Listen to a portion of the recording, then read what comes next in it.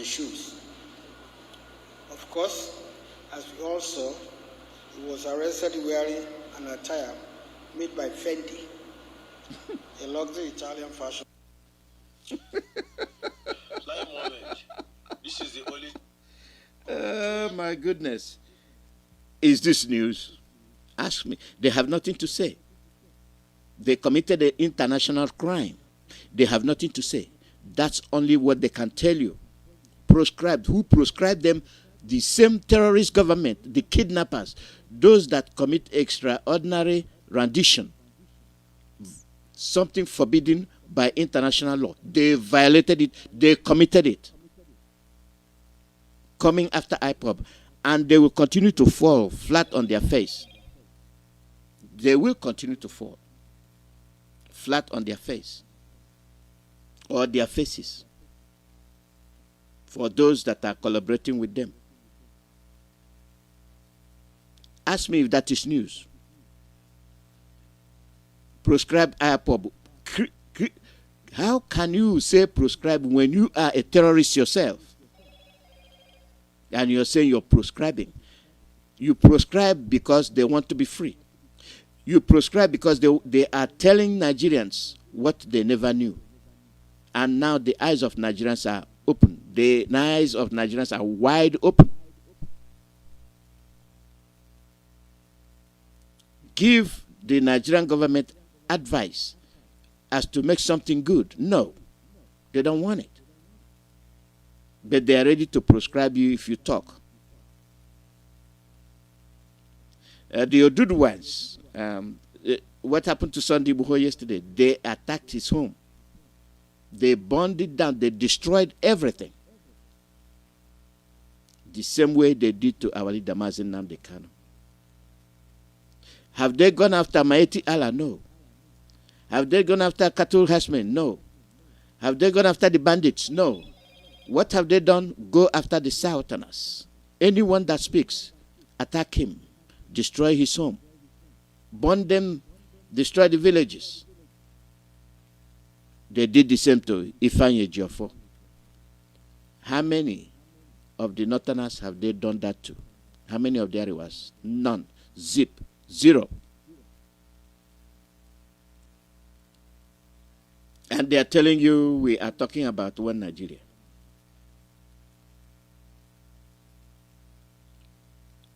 You left the problem facing you.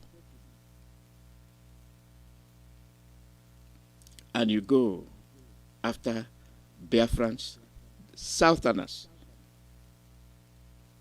There was a statement made by Kayode. I didn't want to get into it because dancing around issues does not solve the problem. We have a problem. We have a big problem. For the sake of humanity, we have failed to respect ourselves. Hatred that is born can never be erased. Let me repeat what I said. Hatred that is born, deep hatred, can never be erased. It can never be overcome. If you don't know what I'm talking about, I have said this before.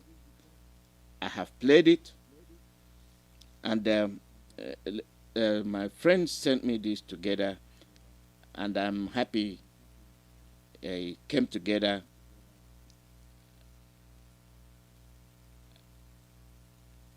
And let me see.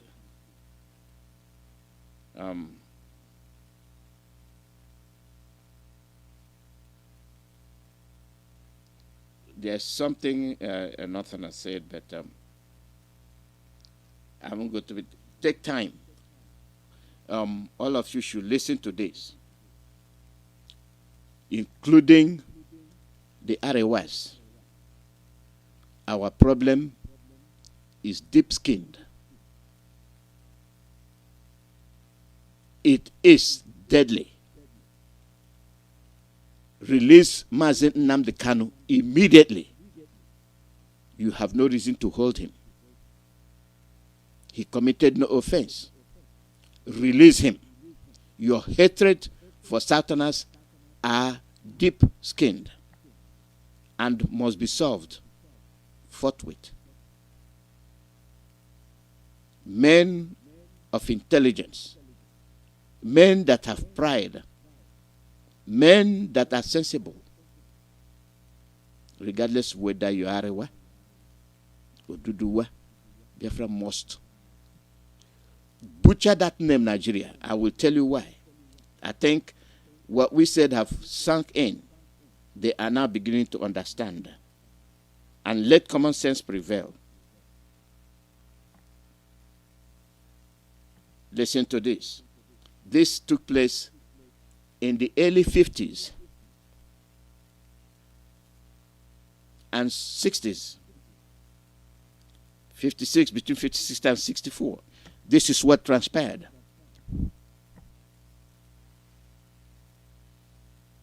Welcome to our forum discussion on the roots of prejudice. 1956. Also our participants in today's discussion are high school students from Africa. Let me introduce them to you now.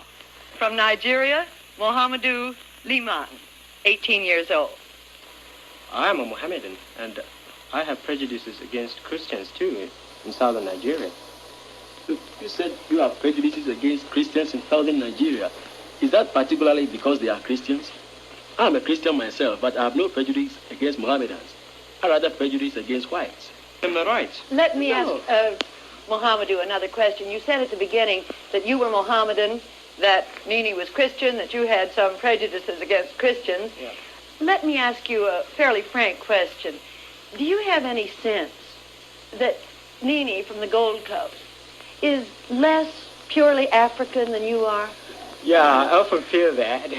Why? You see, we in Nigeria, and our part of Nigeria, northern Nigeria, we often feel that Africa is for Muslims, not for Christians. It's meant for Muslims. And our social life is entirely different from the Western ways. We are totally opposed to it because it sort of try to disassociate our religious principles.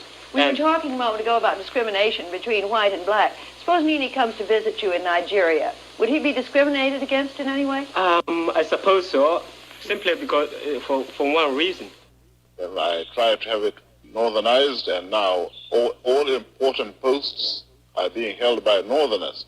In actual fact, what it is a northerner first. If you can't get a northerner, then we take an expatriate like yourself on contract.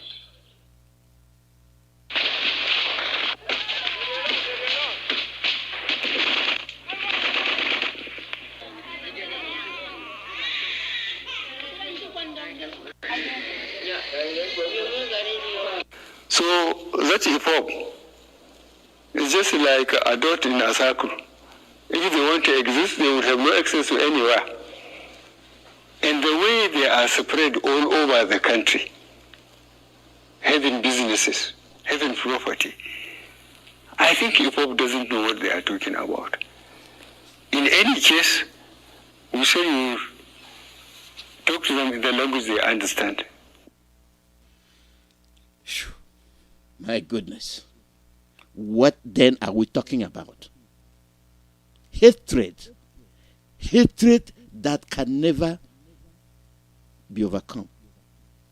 Deep skin hatred. It did not start today. It started earlier on. And we are still living in it. Oh, we are spread everywhere. We are a dot. We can't go. Even if we exist, we cannot go anywhere. But we are telling him we're existing and we are going somewhere. Just as they gave us 20 pounds after the war, we still overtook them. Do you see what somebody you call your president is saying? Deep hatred. And you have this British-made journalist running around talking rubbish, not thinking, not being objective and subjective. Just saying something to get by and get paid. The first one you listened to was that made by Britain. It was a high school like forum they knew Britain is aware of the deep hatred between the Fulanese and the Southerners. And this is the forum where they brought it out. And this is where they coined, this is where they molded the whole thing to say, for the fact that these people hate the Southerners, they hate the Biafrans, and you want to be free, we're going to put them to rule over you. Let me get back.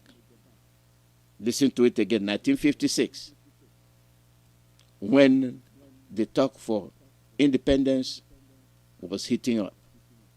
Listen to it again.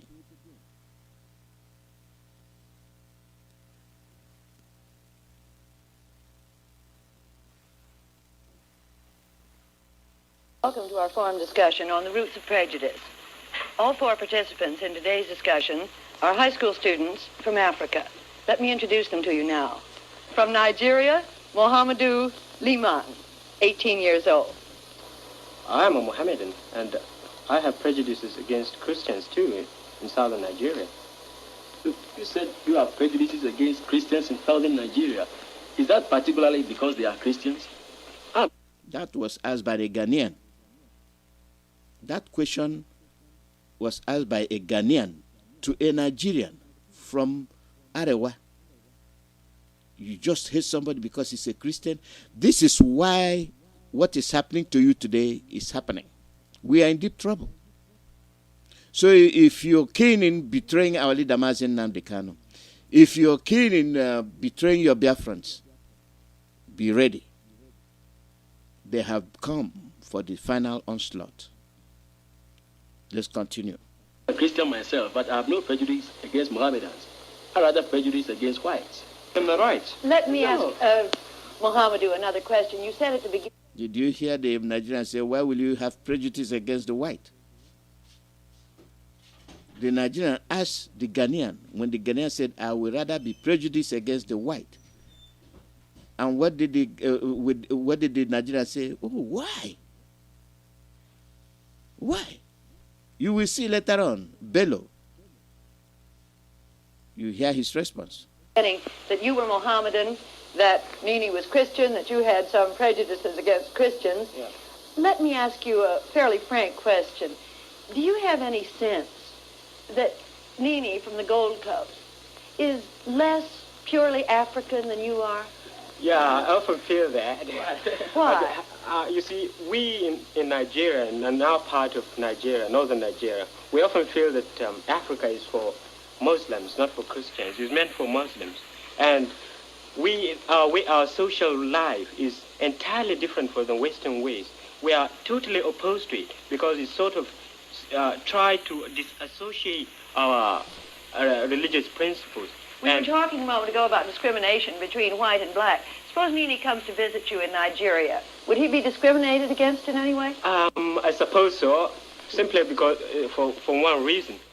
I tried to have it northernized, and now all important posts are being held by northerners.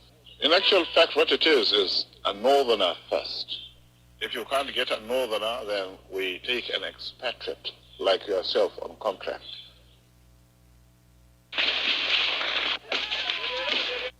That's what led to the war. Every effort to make peace prevail never happened. It never happened. We had to fight to save ourselves. How many died? Over 5 million. Listeners, over 5 million Biafrans were killed. Today, we are still going through that.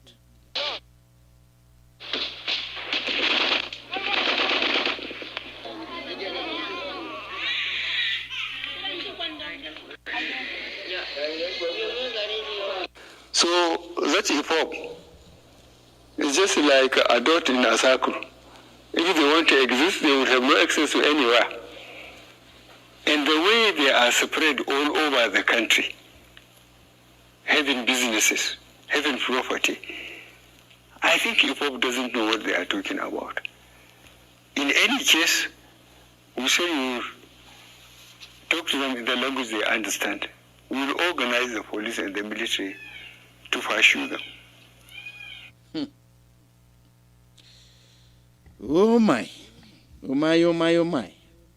Organize the police and the military to fashion them a dot.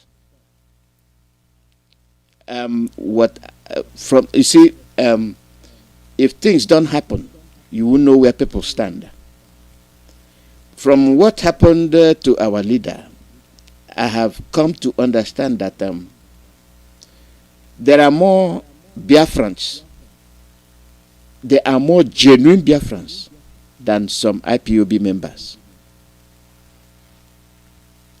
Some of them in the IPOB are not IPOB members. They are agents, infiltrators. Do you see how calm people have been? Couldn't believe what is happening. They are in fear.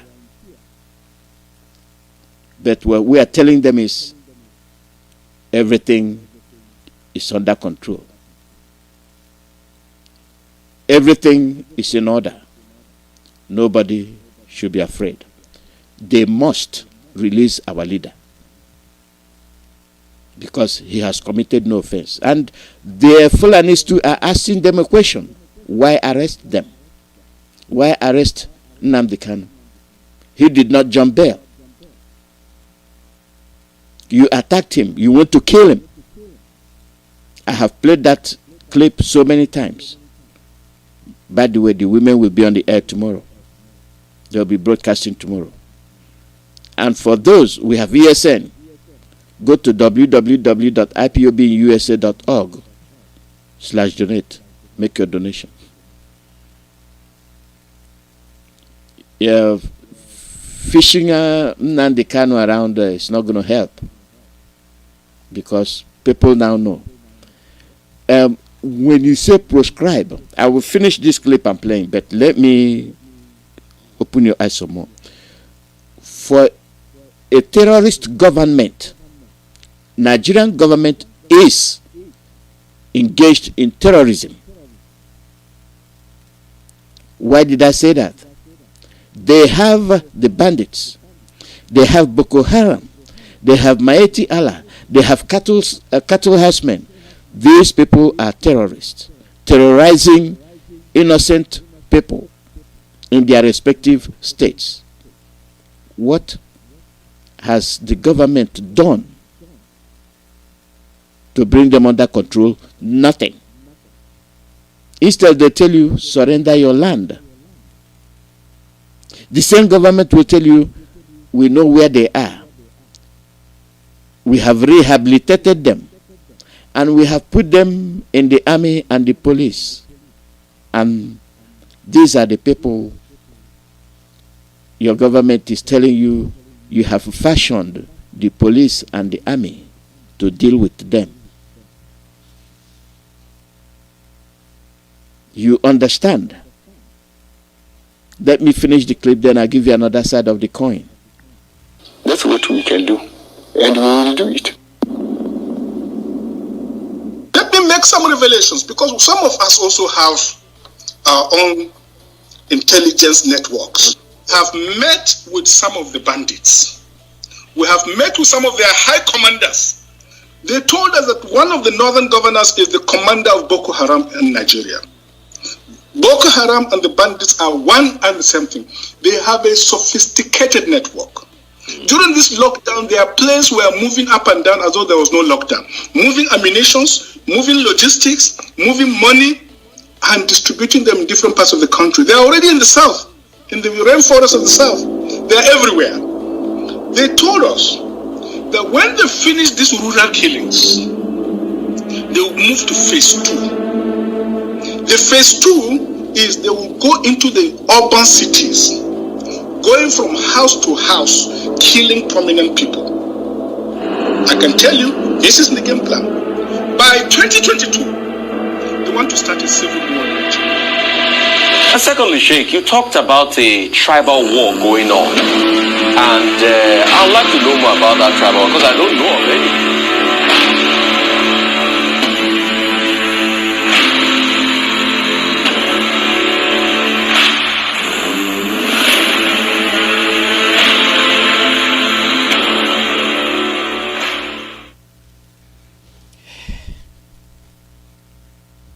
What do you have to say? What do you have to say? But they are telling you they prescribe IPOB. That never fought anybody than to protect all those oppressed people in their farmlands. This is a crime. And the statement they are issuing is that Nnamdi Kanu was responsible for the killing of 60-something people. But the Boko Haram that's killing cattle herdsmen, Maeti Allah, thousands killed, they are not making reference to that.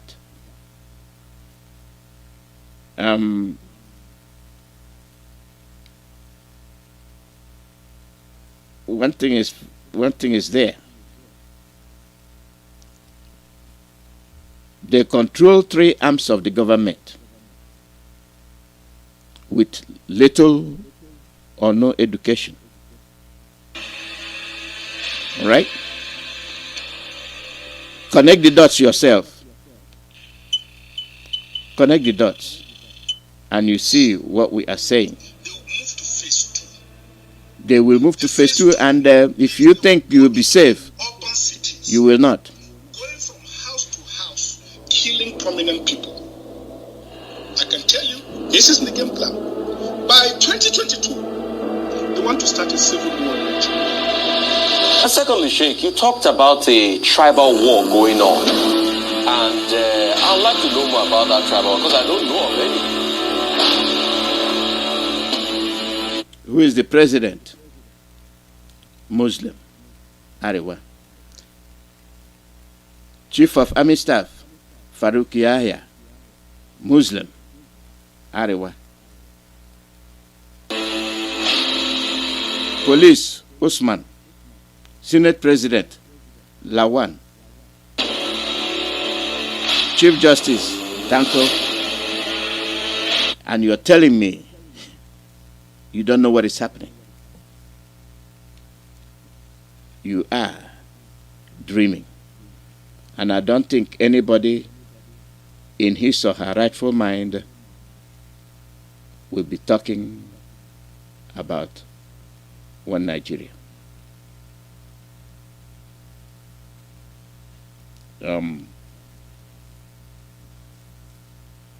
Let me let you listen to this. My name is Abdulaziz Suleiman. I am the spokesperson of the Coalition of Northern Groups, CNG in short. Okay. So I would like you to tell us the stand on CNG, on Ipob's agitation for Biafra. You see, we have taken several stages before arriving at the current position. Please listen very carefully to what Aziz Suleiman is saying. Listen very carefully and connect this to what you just heard. For those of you talking about one Nigeria and your dream to be this one wonderful country after 100 and something years plus, you're still killing yourselves. We'll go to Sunday after this. Then you put the thing together. Then you understand that their mission is almost complete. Listen to Aziz Suleiman. Listen very carefully. When the Ipob was becoming violent about 6 years ago, towards the end of 2015, and bold-faced lie. Bold-faced lie. 2015, we were becoming violent. No gun. We were becoming violent. All we were carrying was flags. 2016, we were murdered. Ngwa High School, Mpo, Headbridge, name it. They proscribed you. Hatred from day one. Refer to that initial clip you heard. In 2016, we took a bold step which was necessary at that time and made a Kaduna declaration in which one of the clauses became very controversial and ignited national debate. What was that? Because we declared sit at home. We declared sit at home. They weren't pleased that our leader could command such number of people, followers. And the Kaduna Declaration, if you want to play it tomorrow, you see their reason. But today they are lying. Suleiman Aziz, listen to him. In which we asked all the Igbo living in the north to vacate back to their southeast so that they will work for their Biafra. And we called back the northern residents in the south. It became controversial with a lot of northern leaders misunderstanding us. In any case, even at that, we pursued that issue to a logical conclusion because we wrote to the presidency and explained our stand. We wrote to the international community, United Nations and so on, and explained our position. Now after that, luckily or fortunately, the government listened because it finally banned Ipob and tagged it terrorist organization. Now along the line, they regrouped and still led by Kanu, only the government and its cronies will know how Kanu was able to be released on bail and how he left the country, how he has mobilized people again. Now, as we go along, there came the NSAS protests. The NSAS protests were initially legitimate. They had a legitimate cause and they were peaceful. But along the line, we strongly believe it was Ipob because it was Kanu who incited the ugly side of the NSAS protests and turned it into violence. A lot of national security assets were attacked and destroyed, security personnel killed, and northerners, which is what we are more particularly concerned about, were attacked indiscriminately and killed in places like Aba, places in River State. Do you hear him? Is that the truth? No. Weren't the northerners the ones attacking marketers? Weren't they the one in the marketplace shooting at Biafrans in their market? They are demonizing you. They are making you to defend yourself. When they levy the lies on you, they make you defend yourself. They want Ipob to be the monster. And it is only them that will prescribe Ipob. And it is only them that shoot at you because you are a Biafran. Now you understand. Be you Duduwa, be you from Oyo, and then you are a Sultana. Not to talk of if you're from Biafra land. Regardless of what corner of the Biafra land you come out from, you are a target. They hate you. They are only pampering you because of oil. And when they get hold of oil without you in that land, or on that land, or at that land, case closed. Benin and Enugu and other places, Anambra and so on. Now we actually protested that because we see no reason why an ordinary northerner living in Abash should be attacked because people wanted SARS to end. Those guys were not even policemen. Now, after that protest, we wrote to the National Assembly, we wrote to the Northern Governors Forum, and we wrote to the international community, the United Nations. Well, what has happened. And recently, there is a resurgence of a violent agitation for Biafra, still led by the same Ipob, after it has set up an armed group, an armed wing called the Eastern Security Network, which openly attack security facilities and people of non-Igbo origin who live as minorities in the southeast. So you can see it's something that has roots in history. We looked at it that this is a people that is insisting that it's not Nigeria for about 60 years now, since a little after independence, which led to a civil war, and they are still insisting on that. And now, as it is, they have gone violent, with the likelihood of causing greater conflicts that will lead to another civil war. Because most of the people, most of the active supporters, most of the active participants in the Ipob atrocities are young people below the ages of 50. So they have not seen the civil war, they have not experienced the destruction of the civil war, and they are prepared now, and they have been brainwashed to fight.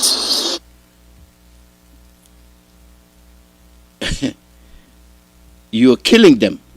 They have watched you shoot them openly. They have watched you burn their homes. They have watched you and your Fulani husband kill their parents in the farmland. You are not mentioning that. You are not saying that. You are not saying what led to their behavior. No, it's Ipob. And who is Ipob? Indigenous person of Biafra. So don't think he is referring to the organization. He is indirectly telling you, you a Biafran, you are a problem to them.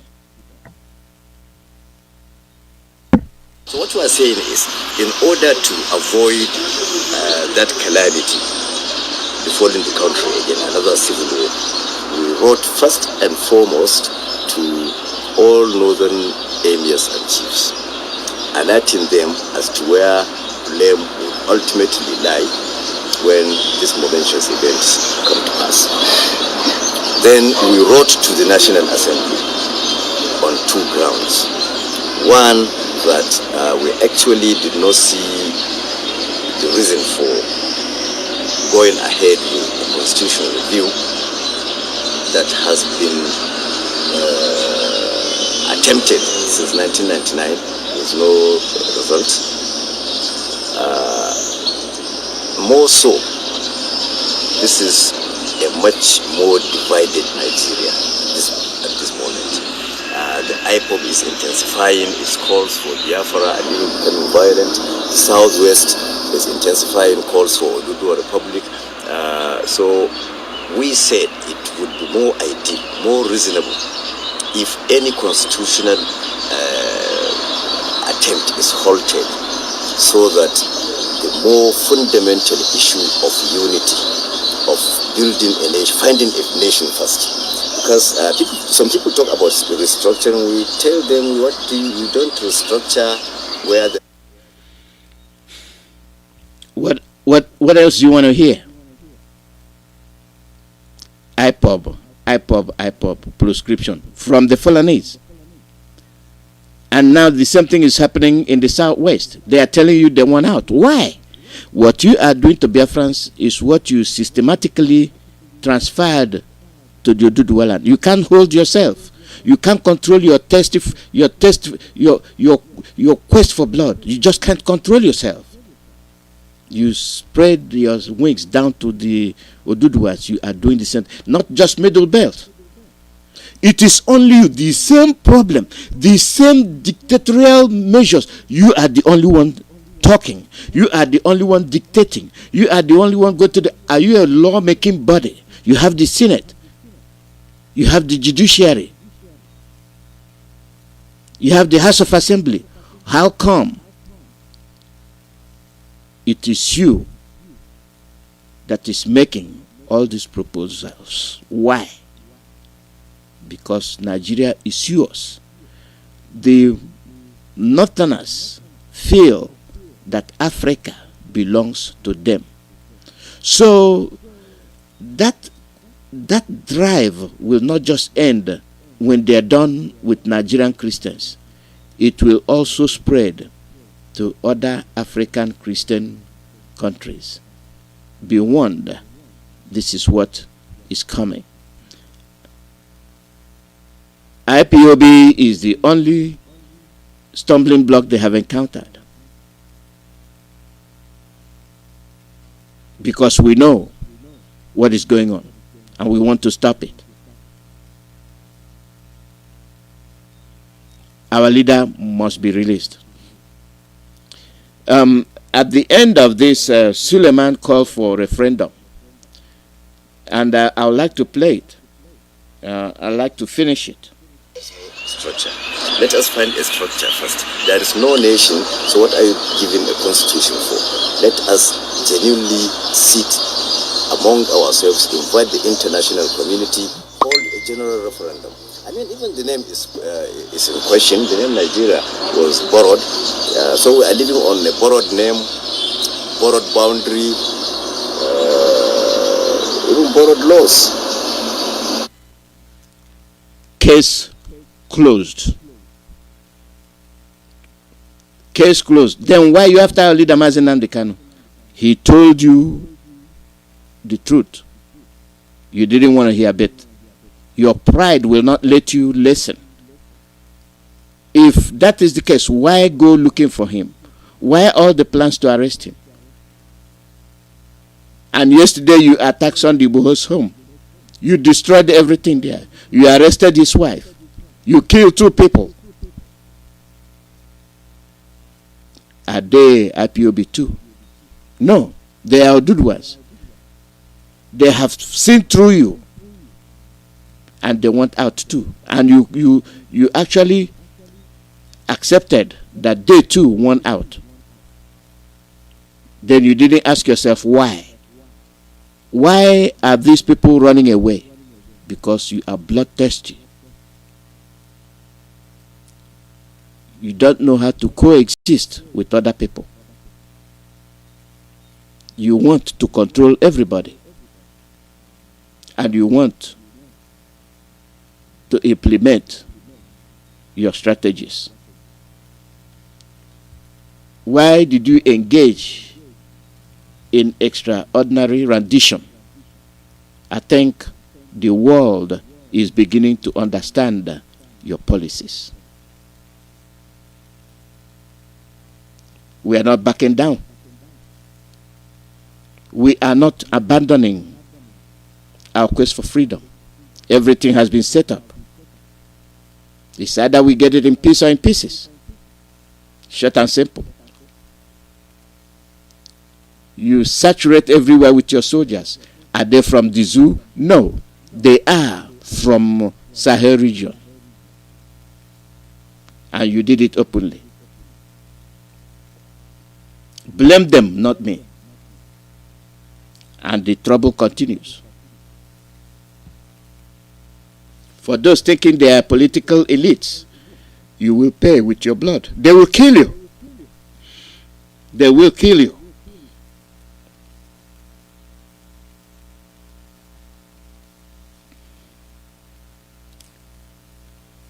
He called for referendum. You said no, he wants to divide the country for calling for referendum. Then why are you now calling for referendum? Does that make sense? What are they hiding? Our leader called for referendum. Let people decide to avoid bloodshed. No, you all go on massive killing. Killing people in their lands as their farm. You rape women. And not just that, you kill them after raping them. And you're writing the international community to hide your crimes. And they are seeing it. They are seeing your criminal activities. And I think this blunder you made, as you make them, Biafra comes closer. Odudua also joined. So for all those dreaming of one fantastic Nigeria they have never experienced, be very careful. I entered into the compound before and there was blood stain everywhere. Expended bullets were also very many on the premises, and sympathizers are outside the house. Some of the neighbors, but nobody is willing to talk about the incident.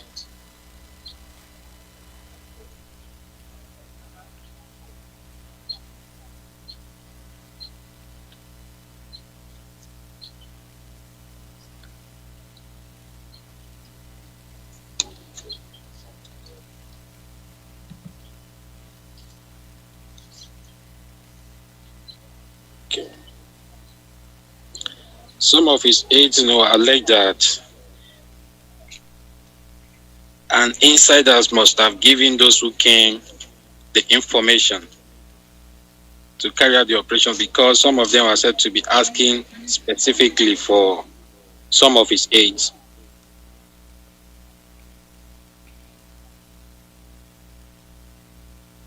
That's what they did at Sunday Boho's house. Vandalism. Let us be civilized.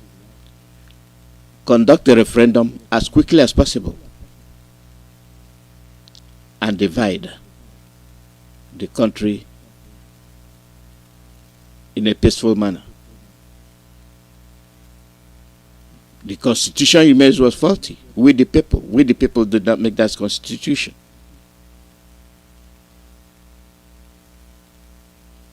We have more problem in our hands. As our leader says, African leaders have a problem. Now you see what he's saying. They engage in unpardonable international blunders. The worst a country can do is engage in extraordinary rendition. That is the worst crime a country can commit. It's like being a caretaker and you embezzle the money given to you. The worst crime you can commit. Nigeria committed it. Just to make sure they arrest Mazi Nnamdi Kanu. Why are you arresting him? And at the same time, you're talking about the referendum he's calling for. Not only that, you even envy what he is wearing, which is a gift given to him by Biafrans, because their leader have nothing, have no money. That hatred is deep skin. Very, very deep. And I want to let everybody know it is not a joke. There is nothing like Nigeria, because Suleiman said it. Even the name Nigeria is borrowed. Even the constitution, even the laws borrowed. What does that tell you? Read between the lines. Nigeria has ended. If they want to negotiate with our leader, he's right there. Let them do the negotiation. Let them hold the referendum now. He is there. Let them consult with him, find a way to end it.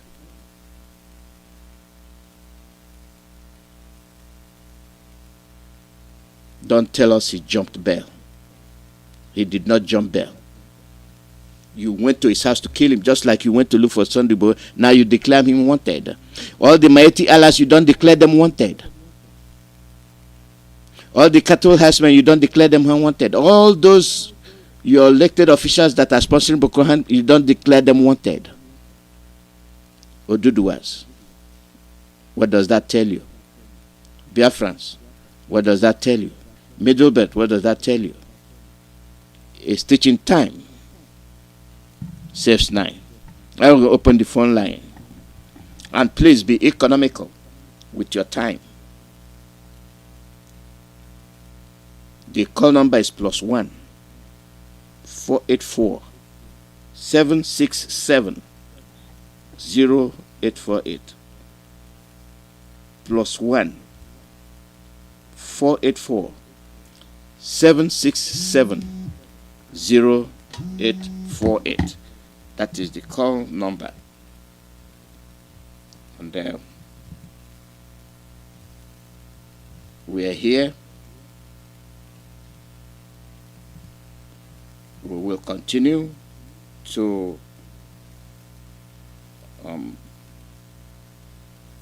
do what we are doing, and we do it right.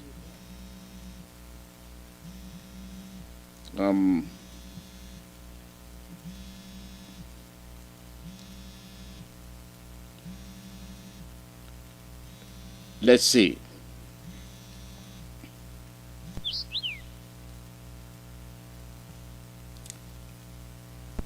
We have other areas to deal with.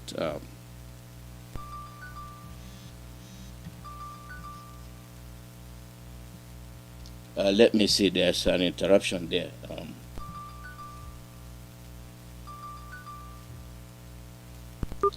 Caller, your name and where you calling from?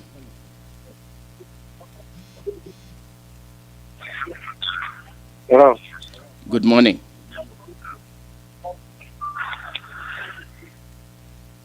Caller, go ahead. You're on the air. Okay, your line dropped.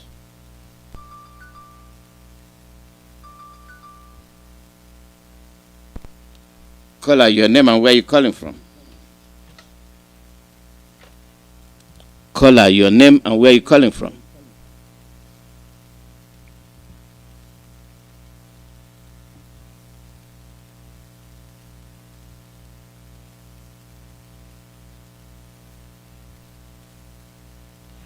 Line keeps dropping. Started early.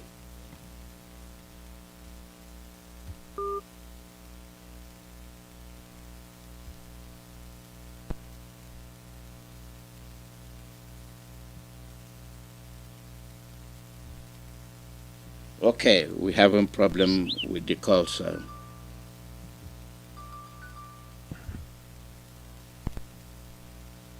Caller, your name and where you calling from?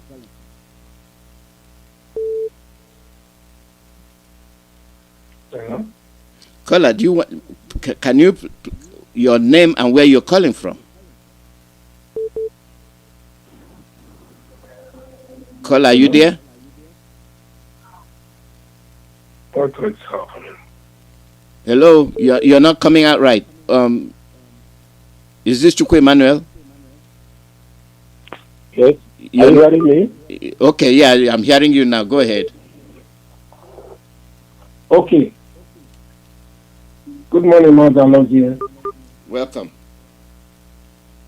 My name is Chukwu Emmanuel. I'm a native of Isiago, Biafra land. I greet you, Mazi Alozie. I greet my leader, our leader, Nnamdi Kanu, for eternal life.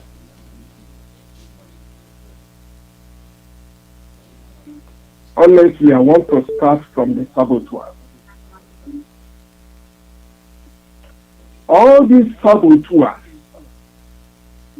I think some of you have hearing these comments that was made all the way from 1952, 56, 58 up to now.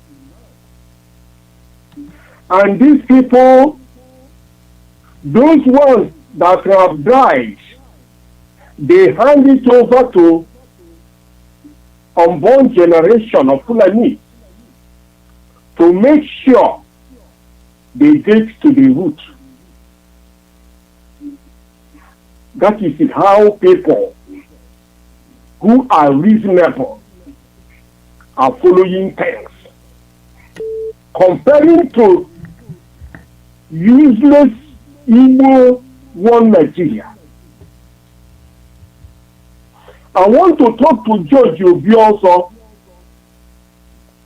This idiot, I heard that he was once ambassador of a country.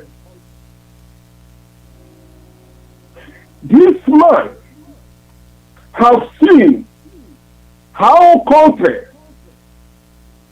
people are ruling their country. Upon all this, George Obi also come back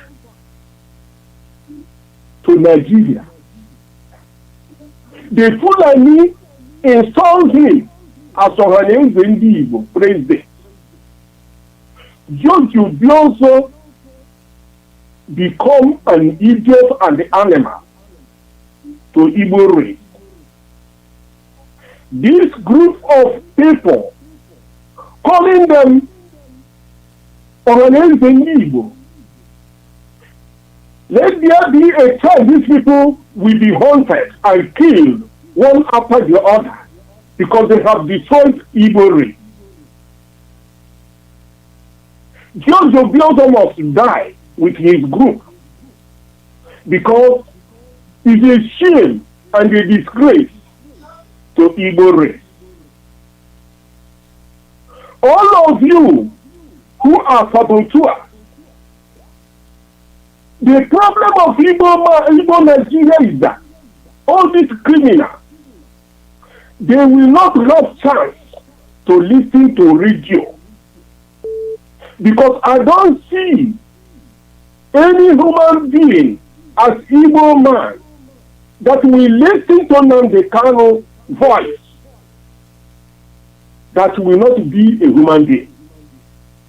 But all these criminals in America, in Europe, in Asia, dancing because our leader was adopted.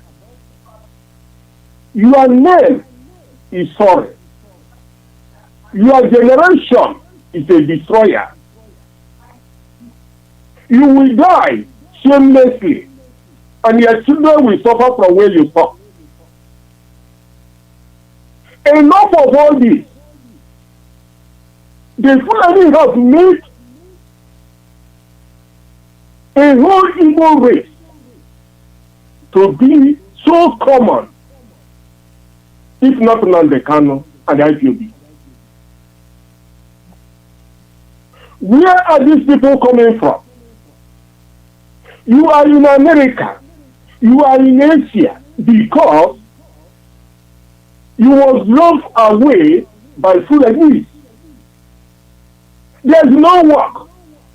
Nothing is working in Nigeria. I know the time you can see when you are going in Aba, in Owerri, in Umuahia, in Enugu, you see pump, public pump. You get water before the war. Today, no water. Everything is upside down.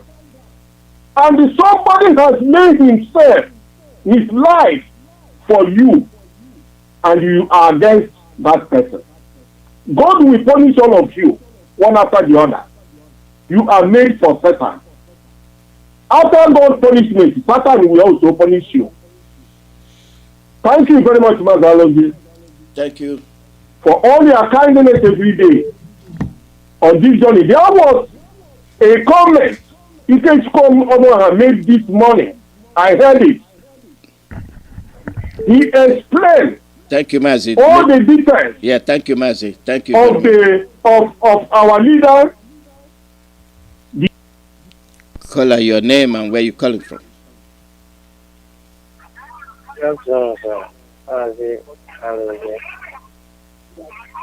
Turn off your radio. My name is Nathaniel. Nathaniel. From Oka. Yeah, please turn off your radio. Okay. Yeah, I'm calling from Okaka.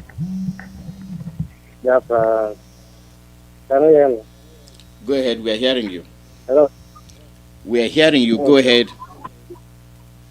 Okay, sir. So, I'm really thank you for the efforts you're making for this project. And also, Mazi Nnamdi Kanu, for opening all our youth's eyes to see the intimidation and the betraying. They are betraying our youth. And the right they are depriving from us. All over the world, there's no place you will find Igbo youth, you will see them. And we have all it takes to maintain ourselves and our environment and to sustain ourselves. But we are going all manner of places to find what to sustain ourselves. So I really thank Mazi Nnamdi Kanu for making this effort, for us to know what is our right and to pursue it. So I'm urging every one of us to remain focused. In times like this, it shows us that we are doing something and we are getting close to it. And surely we shall go to our promised land, whether they like it or not. All they are doing, they know that we are already there. So I'm urging every IPOP member to remain resolute and focused. So that's what I have to say for now, sir. Remain blessed. Thank you very much. Thank you. No. All right, sir. Thank you. Thank you.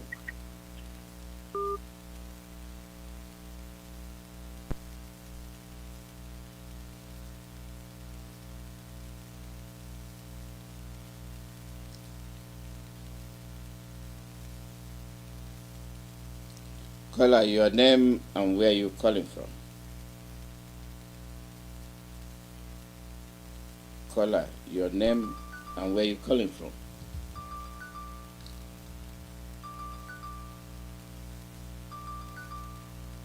Caller, your name and where you calling from?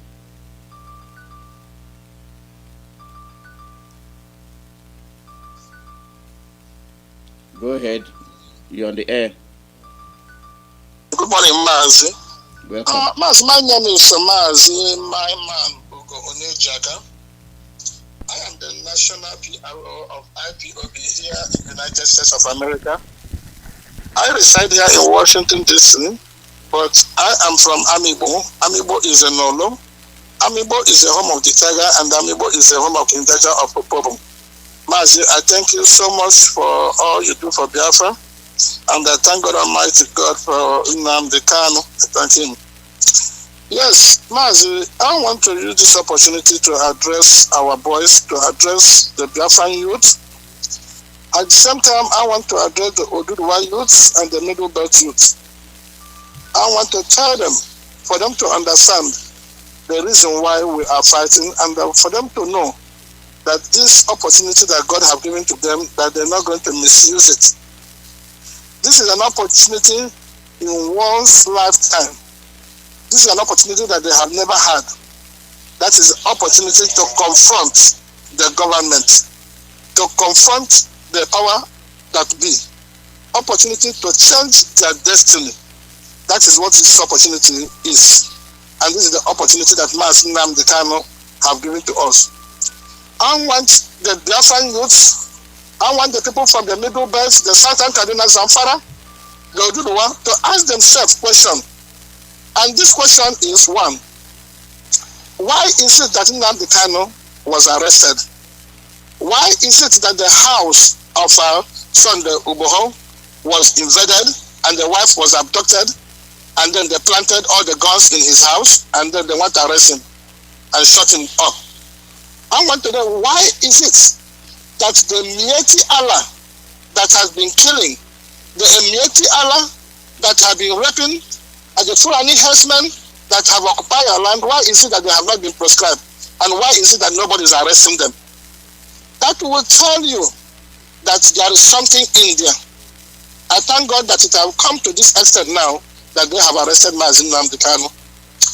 If you keep quiet, this is the end of you. Because this is an opportunity for you that in southern Kaduna, your parents are living in refugee camp. Your house has been invaded and then your sisters have been killed and raped. You've been uprooted from your family. That is your own land. And you cannot go back to your land again. It's the opportunity for you just to let your voice be heard. You are even from, Zamfara. And then your university, the students in the university have been abducted, and then there are some on their head, and they are negotiating just to pay so that they can get the student. This is an opportunity for you to put your mind and then put your mouth and then see what we're going to do. If you are from Oduduwa, then you have seen the plight of your parents. Your people are living in the refugee camp. That is in another country, the Republic of Benin. That is where the Yoruba people have run because of the Fulani. If you are not happy with it, you have to come out now. If you are a Biafran, there has never been anything good that has come out of Nigeria for you. This is not politics per se. This is not APC, PDP. This is the survival, your survival. That is what you are fighting for. This is your life, preservation of your life and the life of your children. That is what we are doing now. This is not a business as usual. If we can use this opportunity to come and tell these people, these few, there are very few. These are organized terrorist governments. The organized people. I am calling even the police and then the military. These guys that have not been paid, but they have been used to kill their own citizens. I'm calling you just to rise up now and then, change your mind and see what you can do for your generation to come. We are not fighting only for you, we are fighting for your generation. Because you have been engaged, because there is something that they have been planned, the plan that they want to carry out, that is just to make your life very, very useless, and so that they can occupy your land. I am telling you now, but thank God that it has come to this. So I am calling upon you. You cannot go and sit down now and say, oh, this is about IPOB or about Nnamdi Kanu. Because this is God has given you the opportunity to be a mouthpiece for all those your people that have been killed. You are in Southern Carolina, you are from even Middle Belt. All your brothers and sisters have been killed. They have been uprooted and killed. This is a time for you to come and speak for them. You are even from Biafra. For all your comrades that have been killed, is an opportunity. We're not going to let it be. You have to get ready. Get ready because we are going to march. Get ready because you cannot leave it. It is the only opportunity that you have to show your grievances, and this is what it is.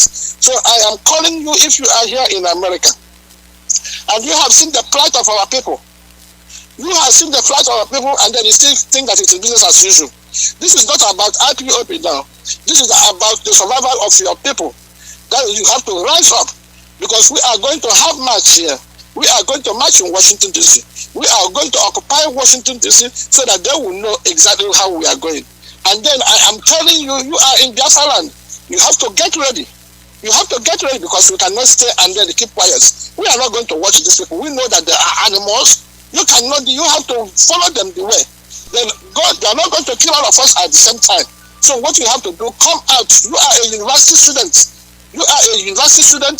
You are a market woman. You are a market man. Then just come out, because you're going to do this. As a woman, you are the one that have had these children. You carry them for 9 months. The people that are being killed. It is your husband. They have made you to be a widow. And you are a child. They have made you to be an orphan. It is time for you just to show your grievances. And this is the time that Nnamdi Kanu have created, and that is the time that God have appointed for us to do this. So I am calling upon you. Just stand up. Do not say, oh, let us watch them and see what they're going to do. Be ready, because it's going to be ready. Nigeria is going to burn down. This is that time that is appointed, that time that we have been waiting for, and that thank God Almighty that they are the one that started it. They went and then they abducted Nnamdi Kanu, they kidnapped him, and then they cannot get away with it. Why haven't they kidnapped all these, the Métis allies that have been killing? Why is it that all these bandits that are all over our country, why haven't they apprehended them?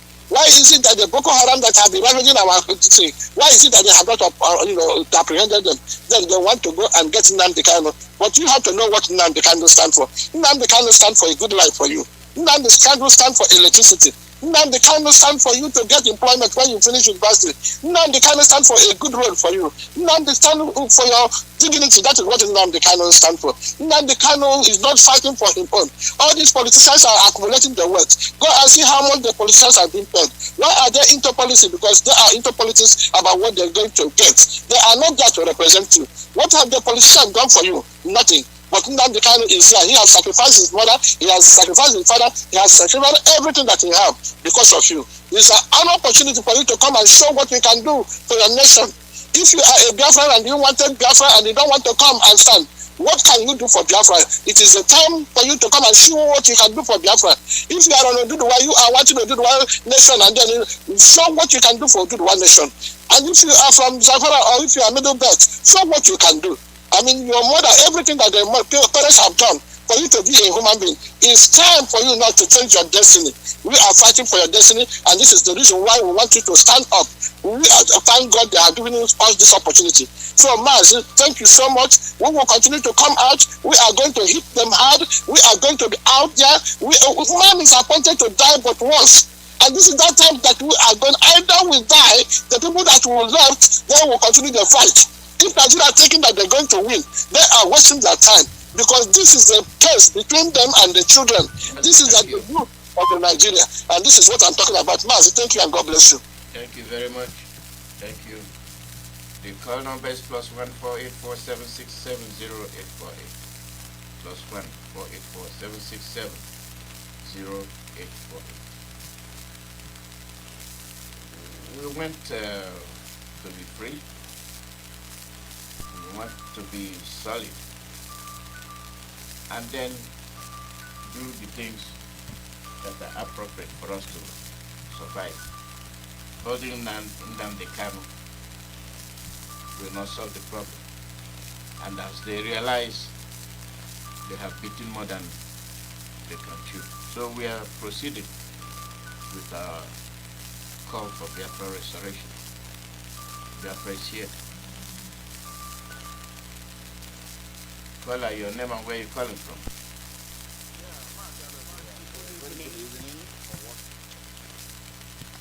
I am from Omaka in all the province of Biafra land. And we appreciate our leader, Japan, that at the end of the time, even our leader and men of what radicals all over the world. We appreciate all of you. Yeah, Mazi, I have to appreciate our Igbos or Biafran lawyers in the United Kingdom for standing up and putting Kenya or taking Kenya to ICC court. And I will equally encourage our beloved brothers hand party in the United States of America, because that is where we have. As you call back, your line is low. It's very low. Something is wrong with your line. Call back.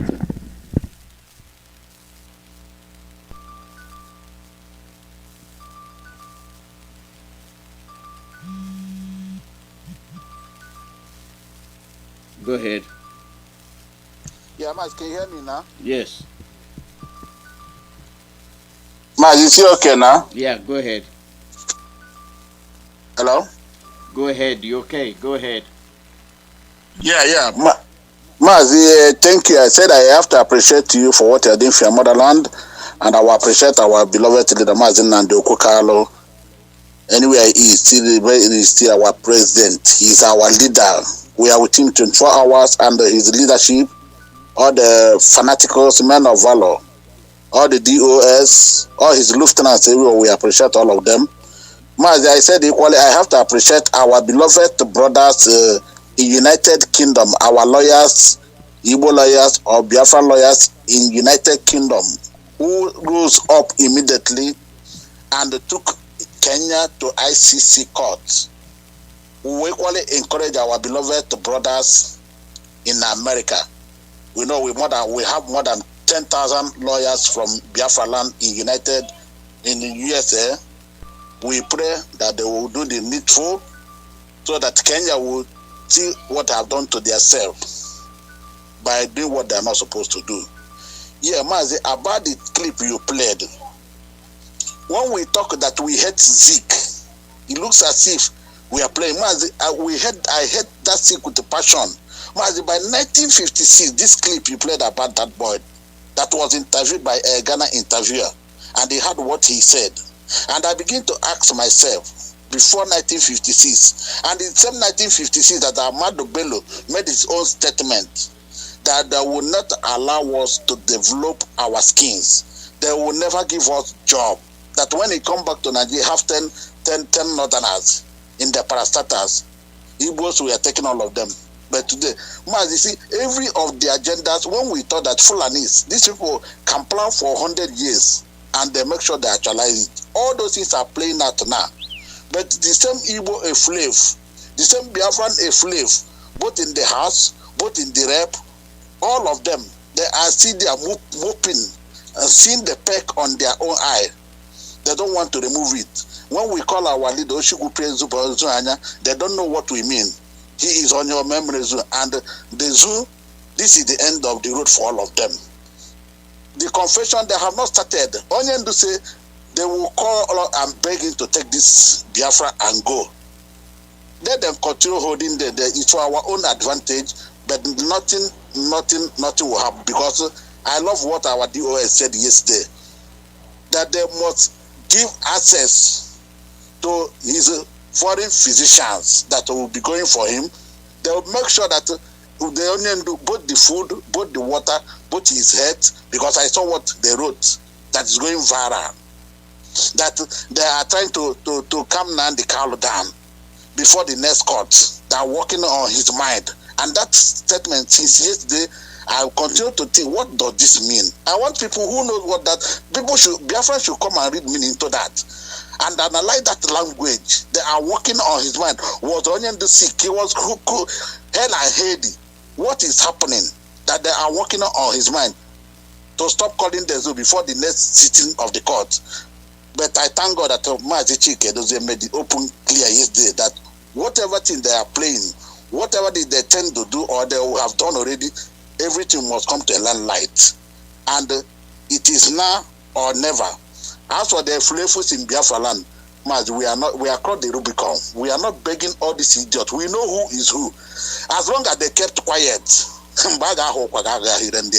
this is not time of too much talking now. It's time of planning and a time of coming together more than ever before, getting more united, more fanatical, more radical, because a lot of people are very angry and it will happen. They're waiting one thing, because we're under command and control, waiting for internal. Whenever it happens, Mazi, I have to leave here. Thank you. Remain correct. Thank you very much. Thank you, Dr. Reke. Our pastor is coming on. Go ahead.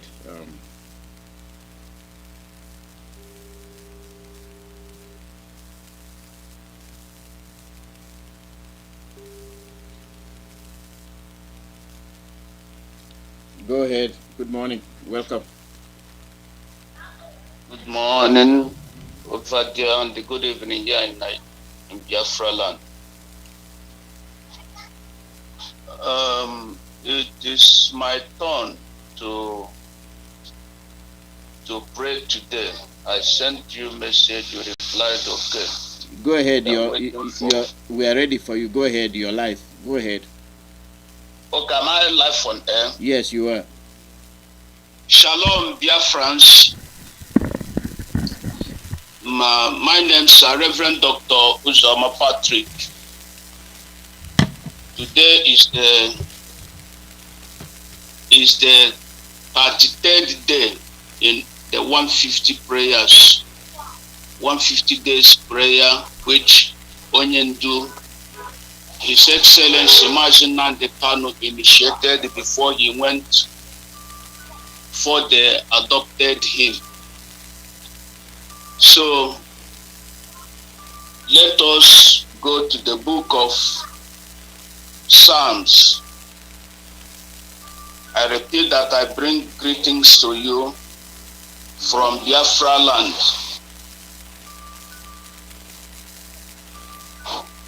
So, the book of Psalms,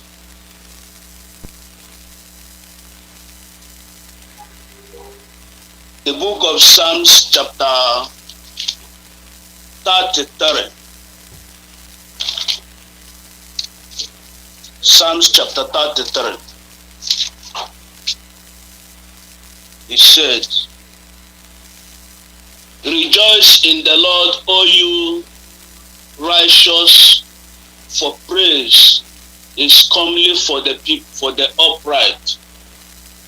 Praise the Lord with the harps and sing unto him with the psaltery and an instrument of 10 strings.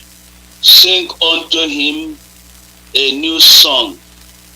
Play swiftly, skillfully, with a loud noise.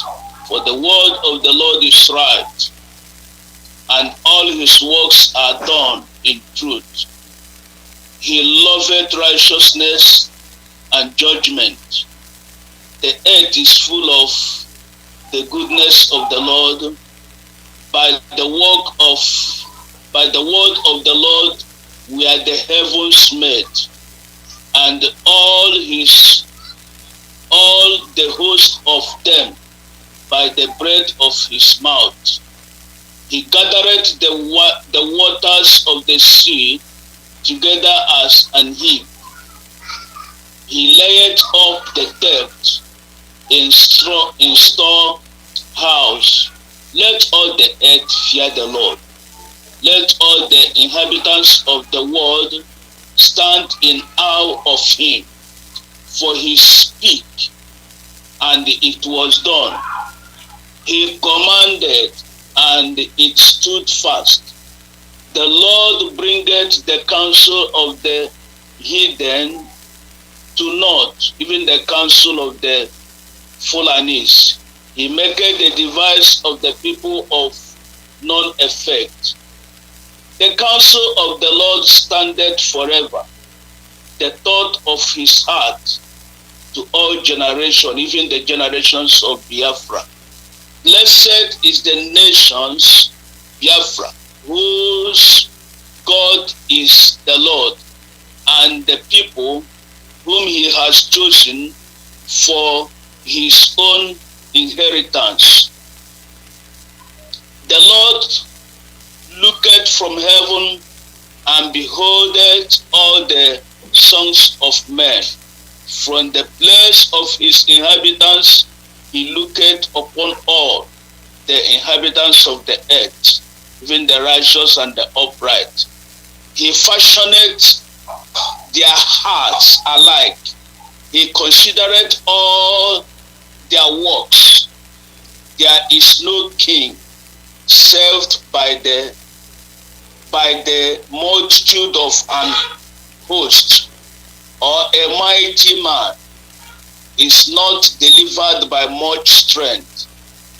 An horse is a vain thing for safety, neither shall he deliver any by his great strength.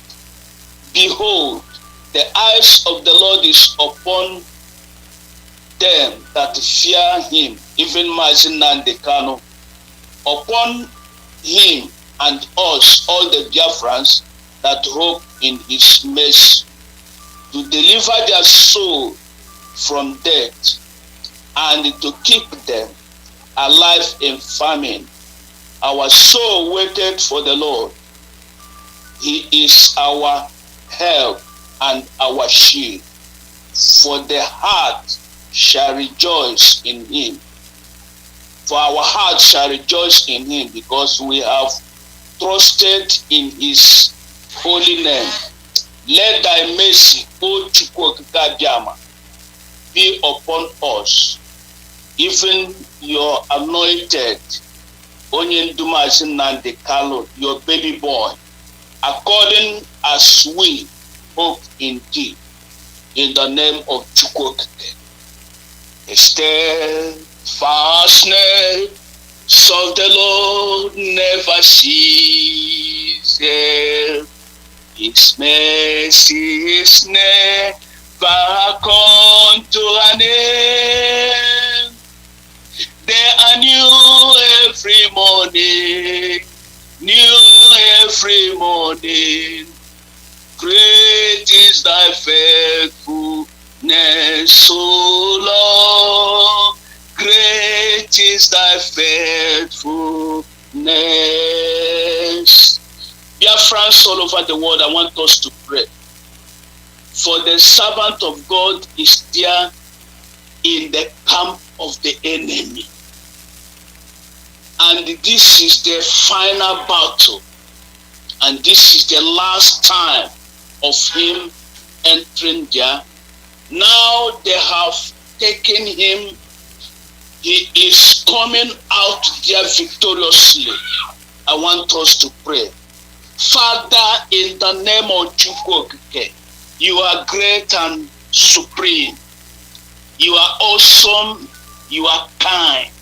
We give you praise because of what you have decided to do in the life of Biafrans. Because of this sovereignty which you have decided to give us in this generation. Father, you have opened the eyes of your servants. You have energized him, even Mazi Kanu, and the hands of the enemy is upon him. Father, but we thank you because you have prevailed. You have prevailed. You have pulled off. You have built the wall of refuge over and over your servant. You have done it once. You have done it second. Even this last one, Father, you are going to do it again. They have planned even to assassinate your servant in many occasions, but they couldn't because of your mighty hand in his life. Father, now, even as they took him in the absence of all of us, Father, they brought him down here. You couldn't allow their hand to be upon him, to slaughter him. Father, you guided him. Thank you. As you have decided to preserve him there and there and there again, do it, Father, so that before the date 26th of this month that your servant will come, you must have shown your wonders in that dungeon. You must have shown what you did in the days of Amalekite, in the days of when the Goliath carried the Ark of Covenant to their domain. The presence of their gods were destroyed. All of them there against your servants, both their judges, their crew of lawyers, and all of them in their presidency. Father, the presence of your servants, Mazi Kanu, shall continue terrifying them, shall continue terrifying them, shall continue terrifying them. In the name of Chukwuemeka, perform the miracle they will see, and they will declare what Pharaoh declared in his days, that they should leave these people to go and serve their God. Thank you, Abba Father, for answering our prayer. In the name of Chukwuemeka, I have prayed. He said, Mazi, I appreciate Chukwuemeka. Thank you. Thank you very much. The call number is +1 484 767 0848. +1 484 767 0848. Live broadcast from Radio Biafra USA.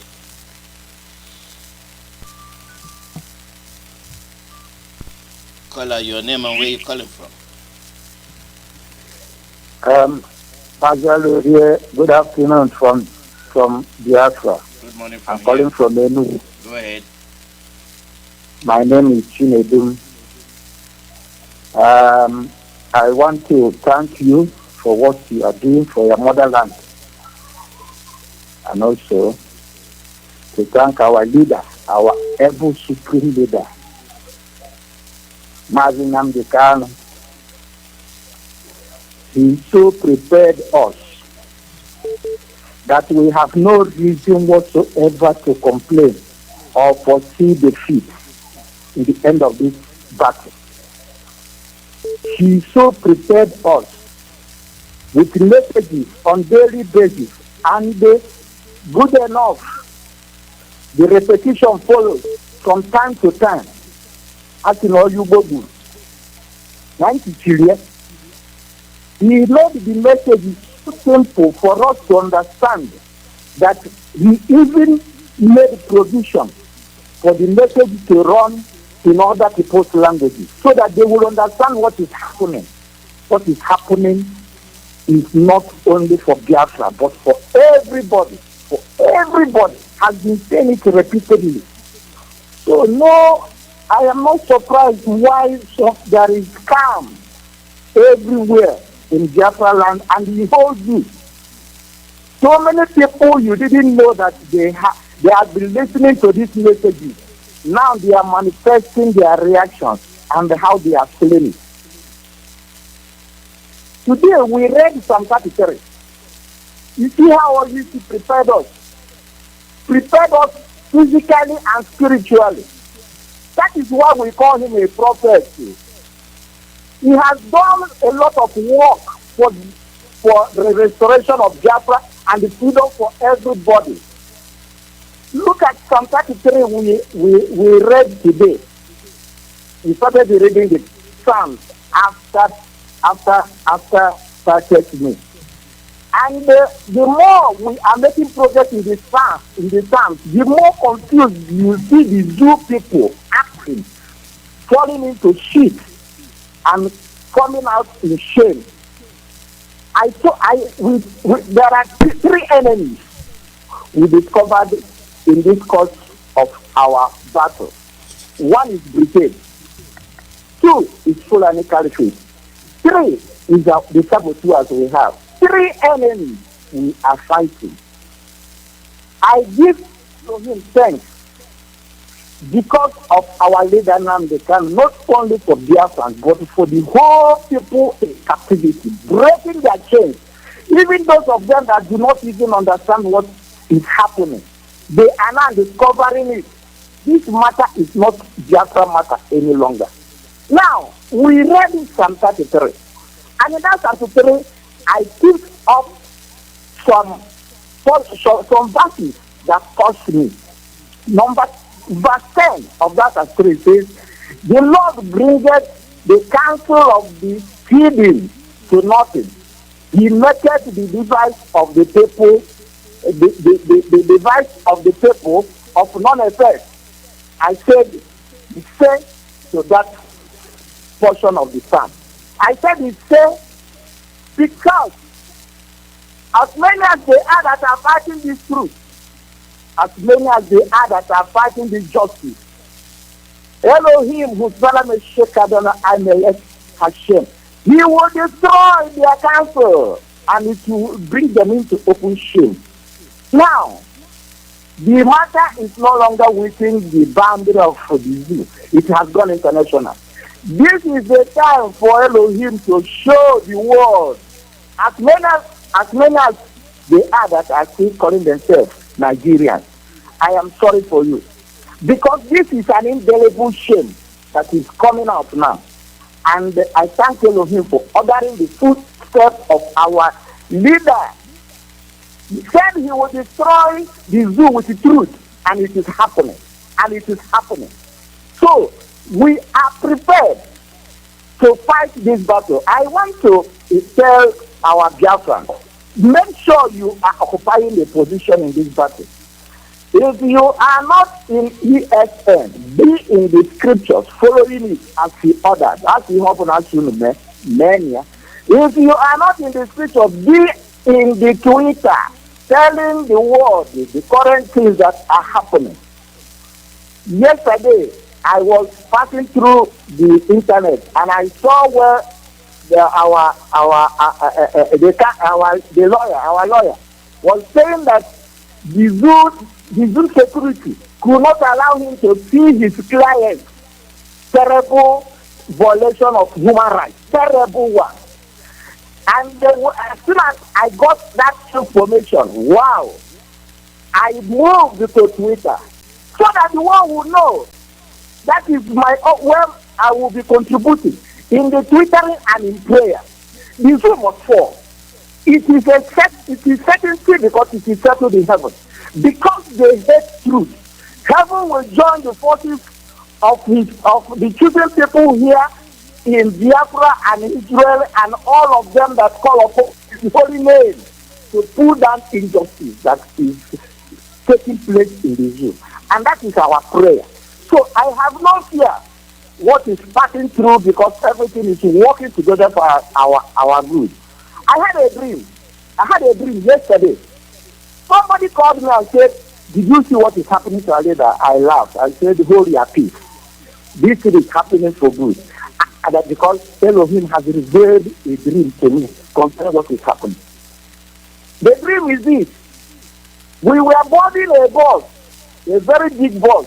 So many people, we were many boarding that bus. And in that very place, it was raining furiously. Very big rain with thunder and storm as we were entering the bus. I said, how are we making this journey under this heavy rain? But behold, we moved from that position. As we are getting to our destination, it was a bright new day. Every place was so bright that people were saying, this dream, this rain that was showing a lot of thunder and storm when we entered the bus. So it did not even reach at this very place of our destination. So when I woke up and I was asking Elohim, what is the meaning of this dream? He said, that is the revelation that is following our course. Though it is a storm moment now, raining and thunder, but our destiny shall be a bright place where we will no longer see the storm again. So I am encouraging everybody, make sure you are occupying a place in this battle. Thank you. Make sure that there is something you are doing for Biafra to come, because Biafra is light. And when the light rises from the east, it will drive away darkness in the places it has been occupying, even in the whole of Africa. So I am very confident that Elohim is with us, and that is why we do not be afraid. Thank you and very much. Yes, I'm concluding. Look at verse 21 of that Psalm 33. He said, "For our heart shall rejoice in him," meaning Elohim, because we have trusted in his holy name. Verse 22 said, "Let thy mercy, O Lord, be upon us, according as we hope in thee." And that is my conclusion of my submission today. I really give thanks to Elohim and all of you that are working together. Let Elohim renew your strength and take us to that our expected destination, the restoration of Biafra. Our church shall live, we shall not die, even in the detention. This is for us to be taught more lessons and have more courage along this time we are passing through. Thank you very much. Thank you. The call number is +1 484 767 0848. +1 484 767 0848. Live broadcast from Radio Biafra, USA. Caller, your name and where you calling from? Hey, good morning, sir. Good morning. How are you? Yes, sir. I'm very well, sir. Good morning, all Biafrans all over the world. Good morning. Our Elohim is at work. Jehovah is faithful. But we shouldn't let our guards down, because these people are smarter. We think they don't know, they know. Their delay taxes and everything. Let us continue to give them pressure on Twitter. Twitter is doing wonderful. The first time I've seen it go up the way it's going. So Biafrans, I know we always carry first. We don't take last. Keep up the good work, everybody. Biafra is already here, but let's not let our guards down. If they don't meet our request, sit at home will crumble that economy. We have the economy on our palm. If there is any tribe that thrives that holds that economy, I believe we are in the top 1 or top 2 of that country. Thank you all, Biafrans. Thank you, Onyendi. Thank you all everybody, every Biafran, because together, collectively, we can get to where we are. And now, secondly, contribution. I know that other of our family has already mentioned it. This is the time for contribution. We see it's obvious they want to kill us all. So if you sit back and don't contribute, your children, my children, other people's children will be, oh God forbid, will be lost identity if we don't do anything. But collectively, if we get together and solve this problem that we have, all of us can go home again one day. If you believe in New Year Festival, you join them and do New Year Festival. Whichever festival that your grandparents did, you join them. If you don't want to join, you don't join. But you decide that you sit on the side. Sit on the side. You're not meeting your Congress people. You're not joining Republican or Democrat. You will wait till a vote to come. You go and give them your vote. Mid-time election is coming. They need our vote. They need us just as much as we need them. So, but to continue to cast your vote without getting anything in return, I see it as just somebody taking advantage of you. So, get involved with your Congress people, schedule a meeting, tweet them. Even if you can't get to them now, you can tweet and pass on those information to them. You'll be surprised. A lot of them will start calling you or tweeting you, and then you explain to them what is going on. So for us in the West, only in this stage initially, that our brothers and sisters back home will fight the groundwork, and us up there will fight the financial war and the tweeting and all of that. So this is the time we cannot let our guards down and continue to do what we have always done. We are always successful people. We are very proud of who we are, and I don't believe that we are going to allow Fulani people to make us Muslims, and then we will leave our religion and start worshipping their own religion. Thank you so much, David, for giving me the opportunity, and everybody have a wonderful Shabbat. Shalom, everybody. Thank you so much, David. Thank you. Thank you. The call number is +14847670848. They come up with a lot of stuff, like accusations upon accusations. They are writing international community over the crimes they are committing, and they exclude themselves. They exonerate themselves. They point accusing fingers at you, to cover whatever it is they are doing.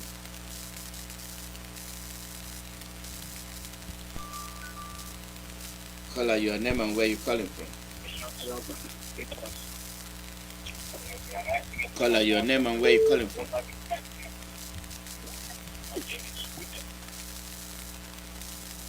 Caller, your name and where you calling from. Caller, your name and where you calling from. Good morning, Mazi Alozie. Good morning from here. Welcome. Yes. My name is Emeka, and I'm calling from Los Angeles. Welcome. Yes. I listened to a broadcast by our Amazonian brethren. I listened to the broadcast last night, and it caught my attention. So I did some transcript here. I just want to read out that transcript. It's not long. It's just he's saying that usually when things like this happens, the international community, the oppressor and the people involved in this crime will be observing the initial reaction of the victims that is oppressed. They are watching how the Biafrans are going to react And if the reaction is that we are going to go to the court and sue them in a law court, who cares about the court and how long it will take? Nigeria has enough money to give to the lawyers to drag the case. You cannot allow a bunch of people who may have been put in our organization in IPOB to suppress the Biafra movement as a whole, to suppress our reaction in a time like this. This is contained in a radio broadcast by our Amazonian. I've forgotten the name of that program, but this is a must listened to by every Biafra. If anybody knows the name of that anchor, I couldn't read it, I couldn't get it out, but it is a must listened to.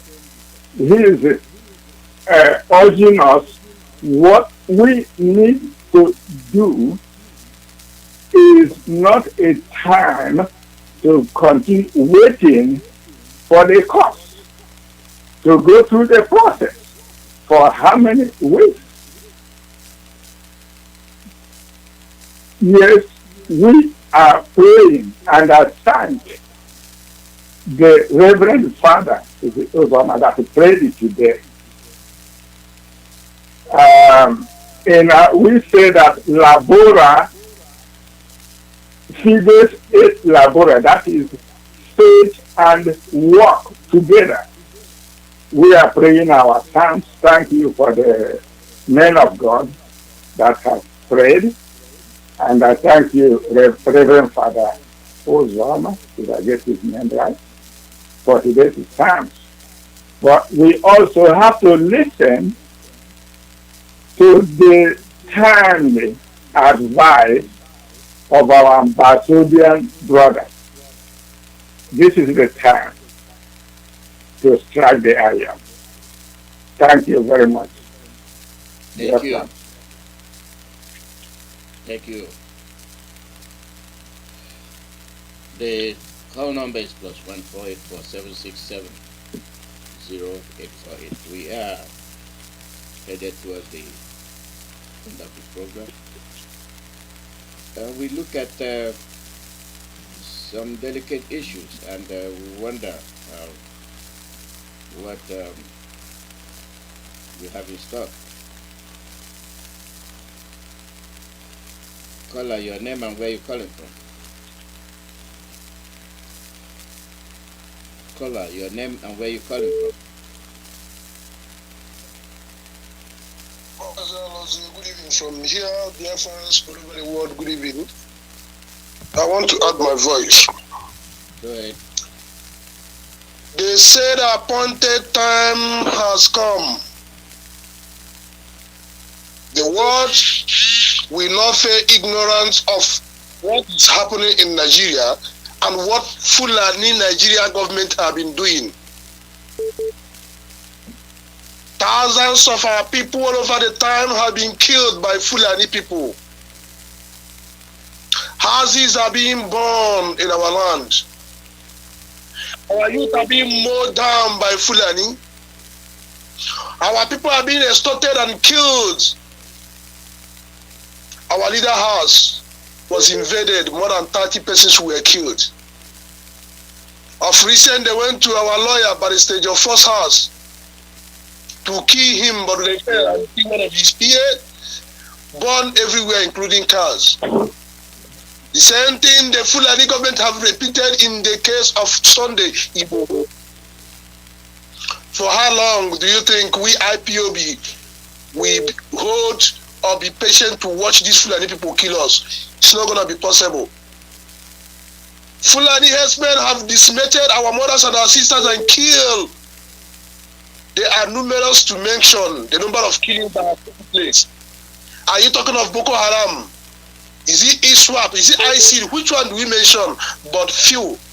In all these things, the government are still breeding the terrorists because they will assemble more than 1,500 of them and tell you they are repentant Boko Haram, and they will grant them amnesty, integrate them into the ministry as part of their jihadist agenda.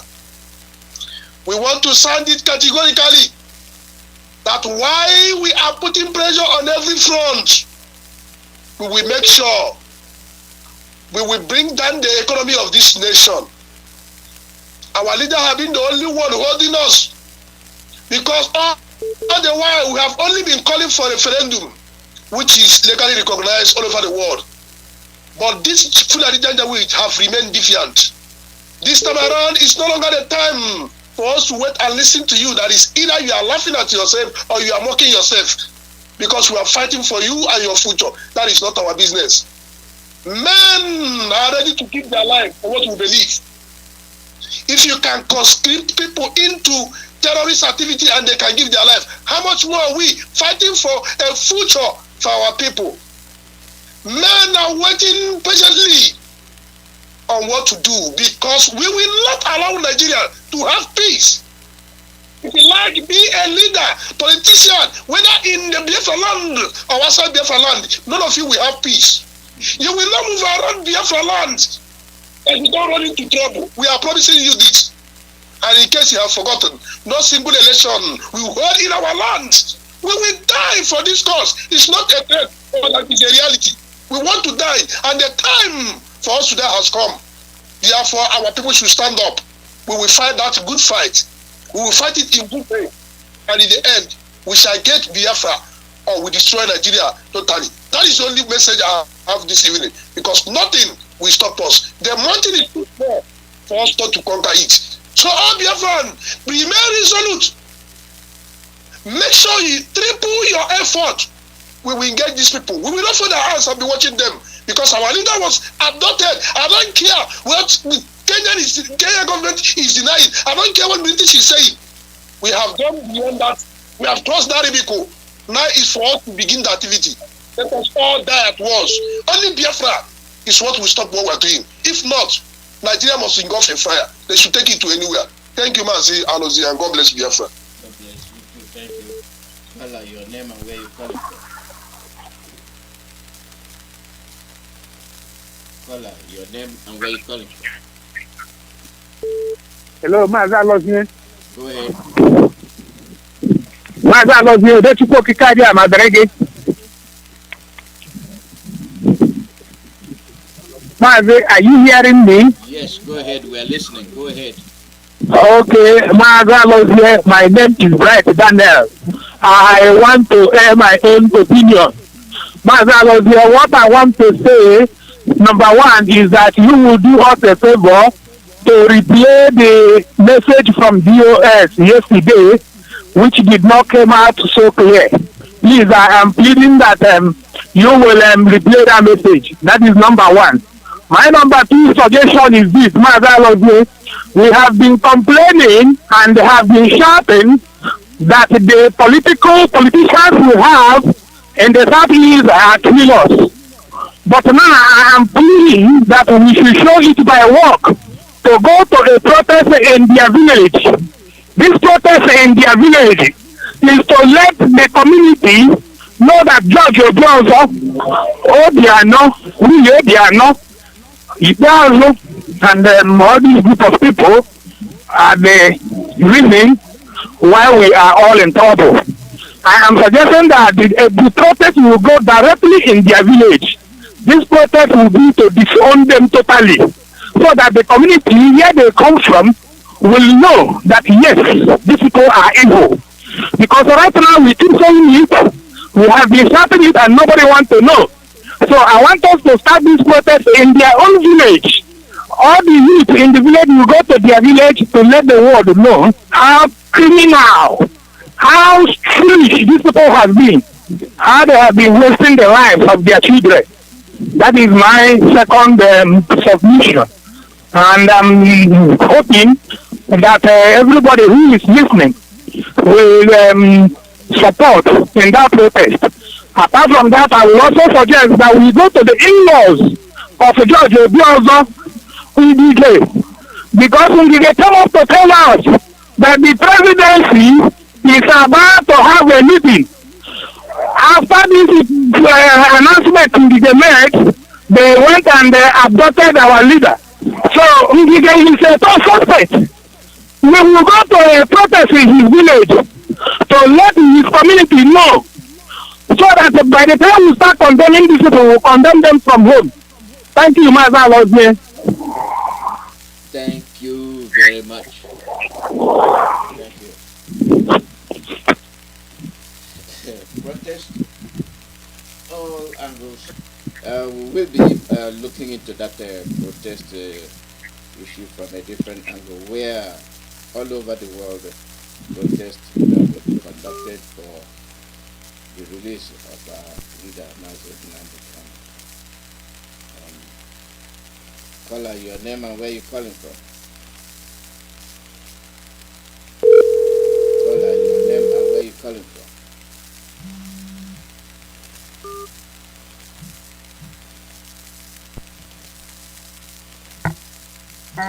Caller, your name and where you calling from?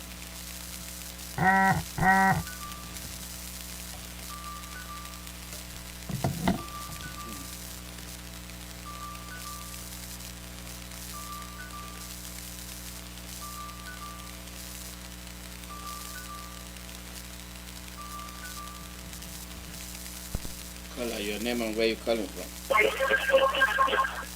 Mazi, Register. You're going from here. I greet you. Okay, go ahead. I thank you for all the work you are doing for us. You have tried. I met it for you yesterday. You really tried. And I am thanking all the Biafrans, all our principal officers, DOS, working hard to let us free from all these Nigerians. But it's one thing I want all the Biafrans to understand is our leader. I learned a lot from our leader. That is why I always, no matter whatever, I always believe on him. He said, no matter whatever happens, whether he's alive or dead, Biafra must come. So that one showed me that there is a spirit guiding our leader, and that's why we are following. And we are not worshiping idols. We are worshiping the Most High God, the ancient divider. I keep know the God down there. Natural morning, no get Daniel, no get Shadrach, Meshach, and Abednego. You know, I'm not above the more connected at hallelujah. I no get guy. Your plan. Oyabuna, or the can they follow our DOS, their instructions? Let us follow them and walk the way our leader will be happy. Let us not compromise anything. We are children of light. Nothing will hurt us. We believe in living God. I tell you, other names go for it. And now, Abraham, Kọtara Jizọs, nsogbu ahụ nọ n'ime ya, onye na-eme mma, ọ ga-aza gị o, kọtara onye nwe ụwa, nsogbu ahụ nọ n'ime ya, onye na-eme mma, ọ ga-aza ya o, Chukwu okike ga-aza Biafra. We are going home. When you hear politicians can never do us, how many there are? We are waiting and prepared. So all the Biafrans, I am encouraging everybody to stand firm and contribute for our ESN and all the Biafrans. And I am calling our brothers who are diaspora, who are not doing anything. I want to ask you a question. When you build all this house and they mount all these things that you look like a prison yard, do you think that it's planning will fail you? That's why you know. Or you, even if you got all this money and come back here, if you do not see anybody, you run away. So you better follow your people and fight to liberate us. We are children of light. We are not looking for anybody's land. We are not looking for anybody's something. What we are defending is our land. This is only the crime we committed. That we don't want to be seeing blood the way they are doing it.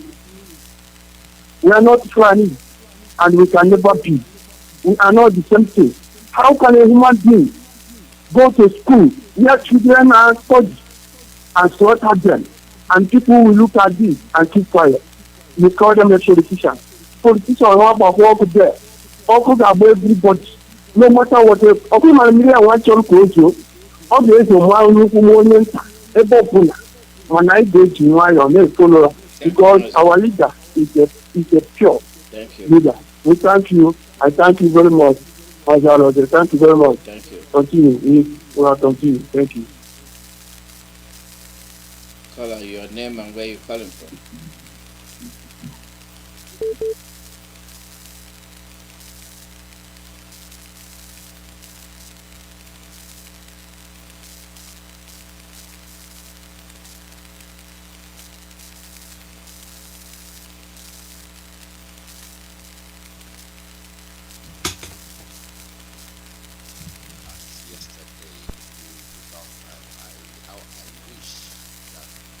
Mazi, your volume is low. Are you hearing me now? Yeah, I'm hearing you now. Go ahead. Start all over. Yeah, I said I thank you for a marathon broadcast yesterday. How I wish that such privilege will be often. It would have been more great, better.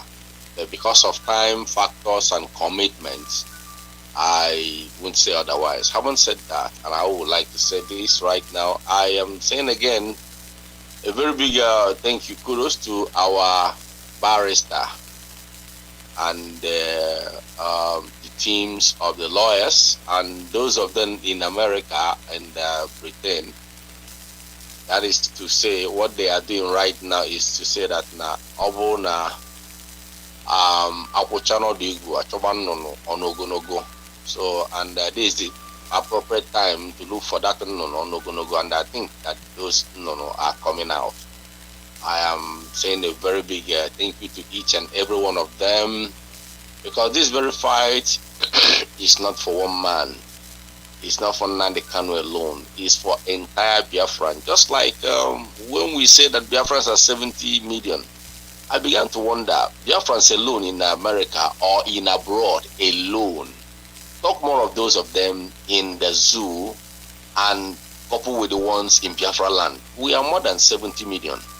So, and I am saying that the time to restore Biafra is now, because this very moment right now, we don't need to sleep. That is why we have to marry our Twitter.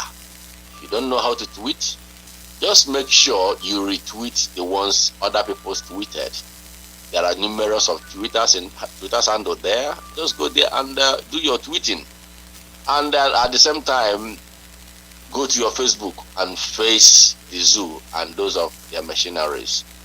And I would say that because we don't have no time, we don't have more time or to waste any time, because we don't have any other thing to kind of said, because Nigeria itself or the zoo itself are in a very big trouble. So one thing I would like to chip in right now to whoever it may concern, especially to international journalists, because very soon, if not, maybe I don't know if they are on ground right now, they should try to move straight to Aso Rock to expose more of the lectures of our leader, in the essence of trying to interview the Buhari or the person that is in that very place.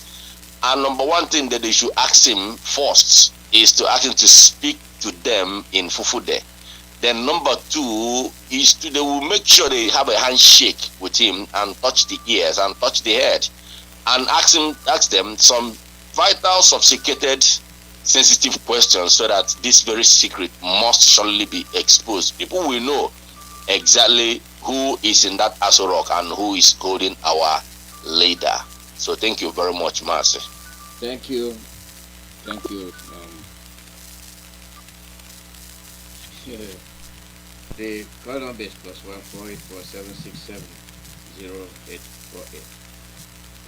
We look at our problems differently, and this is the way we do it. Caller, your name and where you calling from. Caller, your name and where you calling from.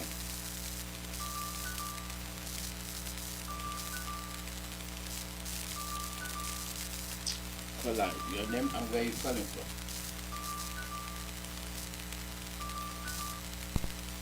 Caller, your name and where you calling from.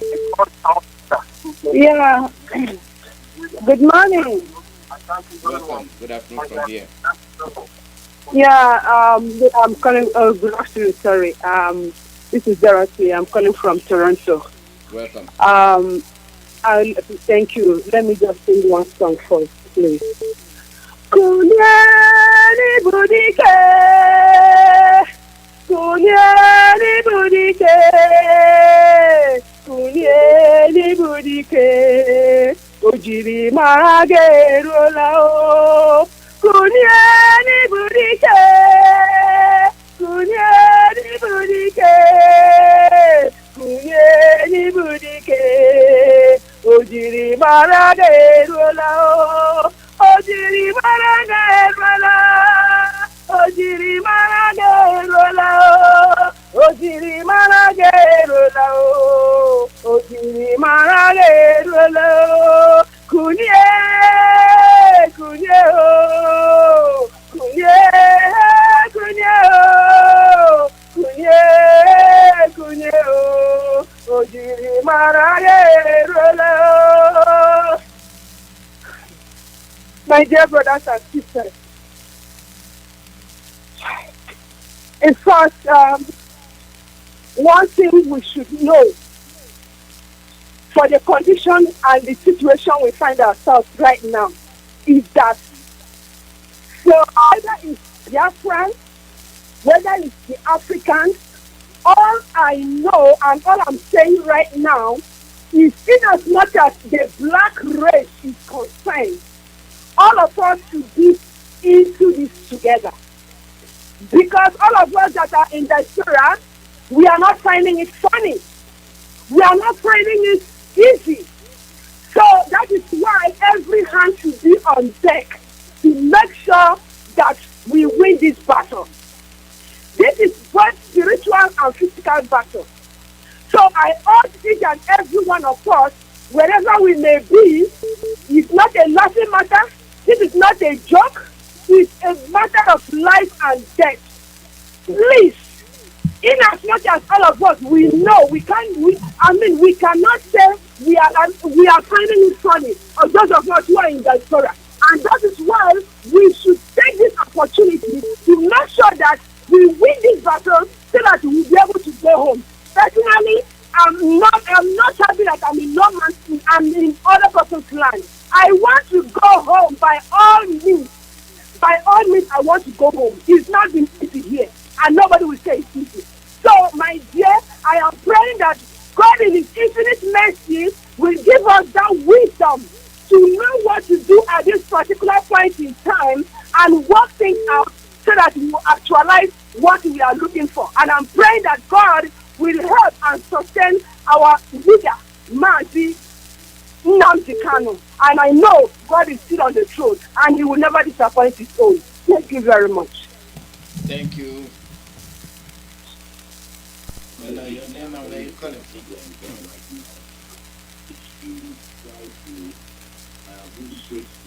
Caller, your name and where you calling from? Yes, Mazi Alozie, good morning. Good morning from here. Yes, I'm calling from Atlanta here. Good morning. My name is Chukwuemeka. Go ahead. Should I hold on? Go ahead. Go ahead. Go ahead. Yes.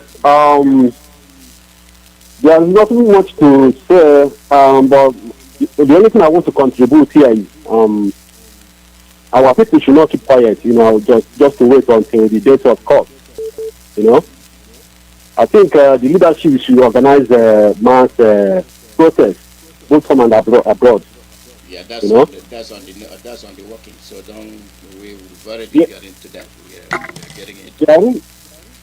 Okay. Yeah. There is the guy that I called before, about 2 or 3 other guys that I called.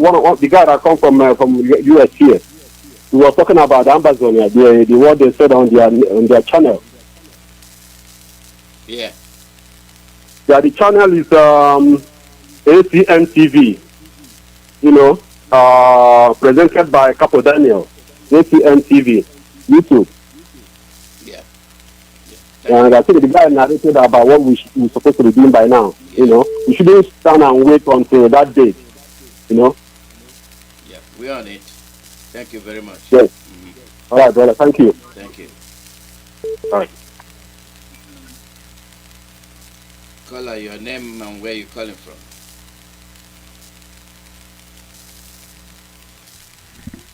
Caller, your name and where you calling from.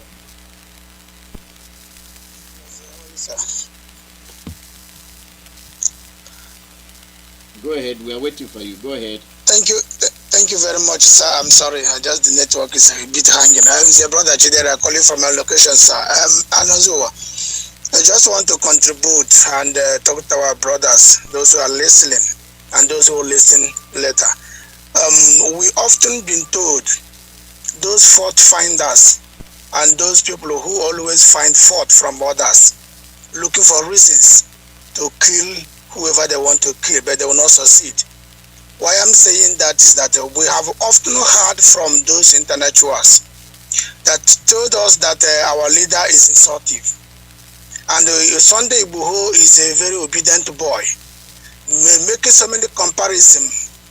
Knowing that Sunday Igboho is a Yoruba man, Nnamdi Kanu is an Igbo man, a Biafran. Then, agitating for many years now, Igboho was only imagining last year. We don't compare anybody. Our leader is our leader. If we do the what I might today, Sunday Igboho will only be a leader or be whatever he want to be in the Yoruba land. We appreciate what he's doing there. We love him. But why I'm making this point now is that upon all his quietness, upon all without his insult, how many people was killed in his house a day before yesterday? They're reporting DSS state they killed 2. The media is reporting 13, and everybody saw the video how the blood was flowing. Now they have come up to display all kinds of rubbish they got, including passport and the rest of them, making statements about we declare, even now is officially is declared wanted. Why I'm saying that a lot of people in the East claiming that Nnamdi Kanu is insulting them. All this why Nnamdi Kanu came out claiming that insulting you. We have not seen you finish Niger Bridge, Niger Bridge. We have not having a single airport. Nothing has been done since then, but you only capitalize, writing junk everywhere about insult. We have seen Erofai today come out clearly with a live interview, say he's happy with your own son arrested, and all of you are there. That means you are now clearly telling us now that what Nnamdi Kanu is saying all this while, that they are leaking acts in Abuja, that is not even true, but we can see it now in the very color television. So you are there. They claiming that you are intellectual. When Trump called Africa shithole, all of you run around. Why would Trump call Africa shithole? We are black, this, we are that, we are that. Nnamdi Kanu left Africa about 3 years ago. The first time he returned in Africa is the one that abducted him now. That is the first time. The same Africa you are protecting, you are very proud of. But African leaders is the best. Nigeria is the best. Everything is the best. The same you now are seeing how wicked Africa is to their own citizens. Kenya cannot say they know what they're doing. The same Fulanese, they know. They cannot come out and say yes because the heat is on them. They cannot come out and say, yes, we contributed in arresting Nnamdi Kanu. How on earth will you leave somebody's airport without immigration, anybody know? How on earth will you carry somebody like Nnamdi without anybody know from that particular airport, even if in a hotel? Ordinary hotel of 5,000 in Lagos, you can't go out if they give you key. Even they will say no third party comes in. How is that possible? Kenya is lying to us. They must come clean and tell us how it happened and acknowledge. And if they're saying that Nigerian government take kidnap person in their house, they must now react and demand, not just making a statement. The Gumis and the rest of them are celebrating, but the Easterners are keeping quiet. They don't care who anybody say. I'll be talking to those people. Even in any way I have them in a meeting, I will shout it and I will say it much as I can. The meeting I have today with some of those idiots, I reminded them what I'm saying now. It's not Radio Biafra. So those who say Nnamdi is insulting them, what did Iboho? Who did Iboho insulted now? That they have to go to his house. So Iboho is an Southerner. Nnamdi is an Easterner person and a Biafra leader, IPOB leader for that matter. He's not hiding his own agitating. Now, the Northerners, the man who went to forest to pay people, the man who said, if you have another plan to stop terrorists, tell us, which is Aerofile, is the one celebrating. And that will not strike fear in those idiots call themselves our leaders in the East. And they're keeping quiet. Continue keeping quiet, seeking for peace that you'll never get. God bless you, Alozie. Ndewo, sir. Ndewo. That is the way they see us, based on the hand we give them, the hands we show them. These things are done by those that are engaged in political suicide. They indulge in political suicide and don't know where they're headed. These people have an agenda. The agenda is quite clear. It's not hidden. And they're promoting their agenda. But nobody seems to understand the problem facing them. Call your name and where you're coming from. Mazi Alozie. Hello. Go ahead, we're waiting. Go ahead. Okay. My name is Inma and I'm calling from Biafran land. Welcome. Go ahead. Go ahead. Go ahead. Go ahead. Yeah. Our problem is so-called our leaders in Biafran land. They love money more than their life. I don't know who on earth will see what Fulani is and their agenda in this zoo called Nigeria, and then they will be following them because they love money so much. Look at what Fulani, look at the agenda, look at their family fathers, what they are saying. So we are here to serve them. Look at what Victor is saying the other day. I saw him in Facebook. He was just talking rubbish.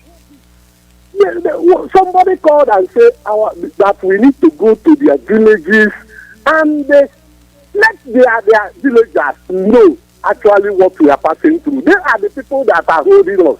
Why Ambazonians succeed is because all their leaders, they follow them bomber to bomber and all of them revise back. If these people will be here promoting Igbo president, one Nigeria, this and that, there will be problem. If they are saying anyway, our people say that Obama, Azatam, we are here. We have come, we are about to go. Don't say 2 days, we will pack out from here. We can just be, watching these people killing us. They are the people killing us. If there's a way we will organize a hidden protest and go to their villages, all of them, both past and present, we starting from the present and this as a person, look at him, a foolish man, he only needs money, and that's all. Let all his people die, he doesn't care. And other people is sitting there clapping for him. So we have to do something even before the court day. So my brother, that is my take on this thing, because I don't know what comes to our people if they just get to Abuja. They will change everything. I don't know. I may say something that some people may not like. But some of the Igbo people, I hate their behavior of, they need to be rich no matter the condition, no, they don't care. All they need is that money. Even if they cut their mother said, some of them that are so foolish. My brother is involved, he's a politician. If I have chance, I will deal with him and take him away. How can few people be?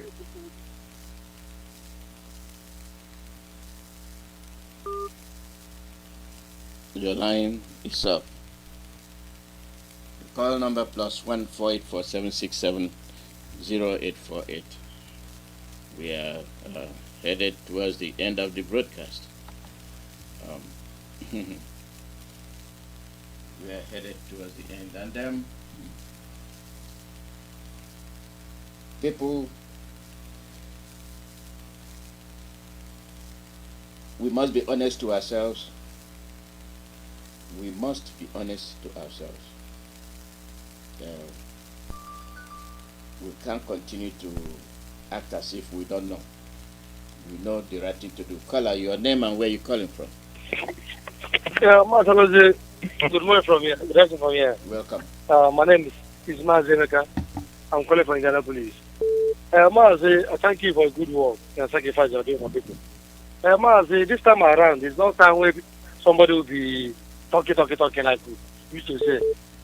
This morning, in my hometown, the police people came again to come and practice checking point, and you chased them away. I did not hear. I did not get what you said. Please repeat what you said. I said in my hometown, because our leaders once said, whatever you know you will do to protect Biafra, do it. In my hometown this morning, the police came to come out and be taking money again. You to chase them away. You are angry. I'm calling out every youth in diaspora. Call your youth back home. Take awareness for everybody to be out at Adana. If it is more money, you send them money to do something.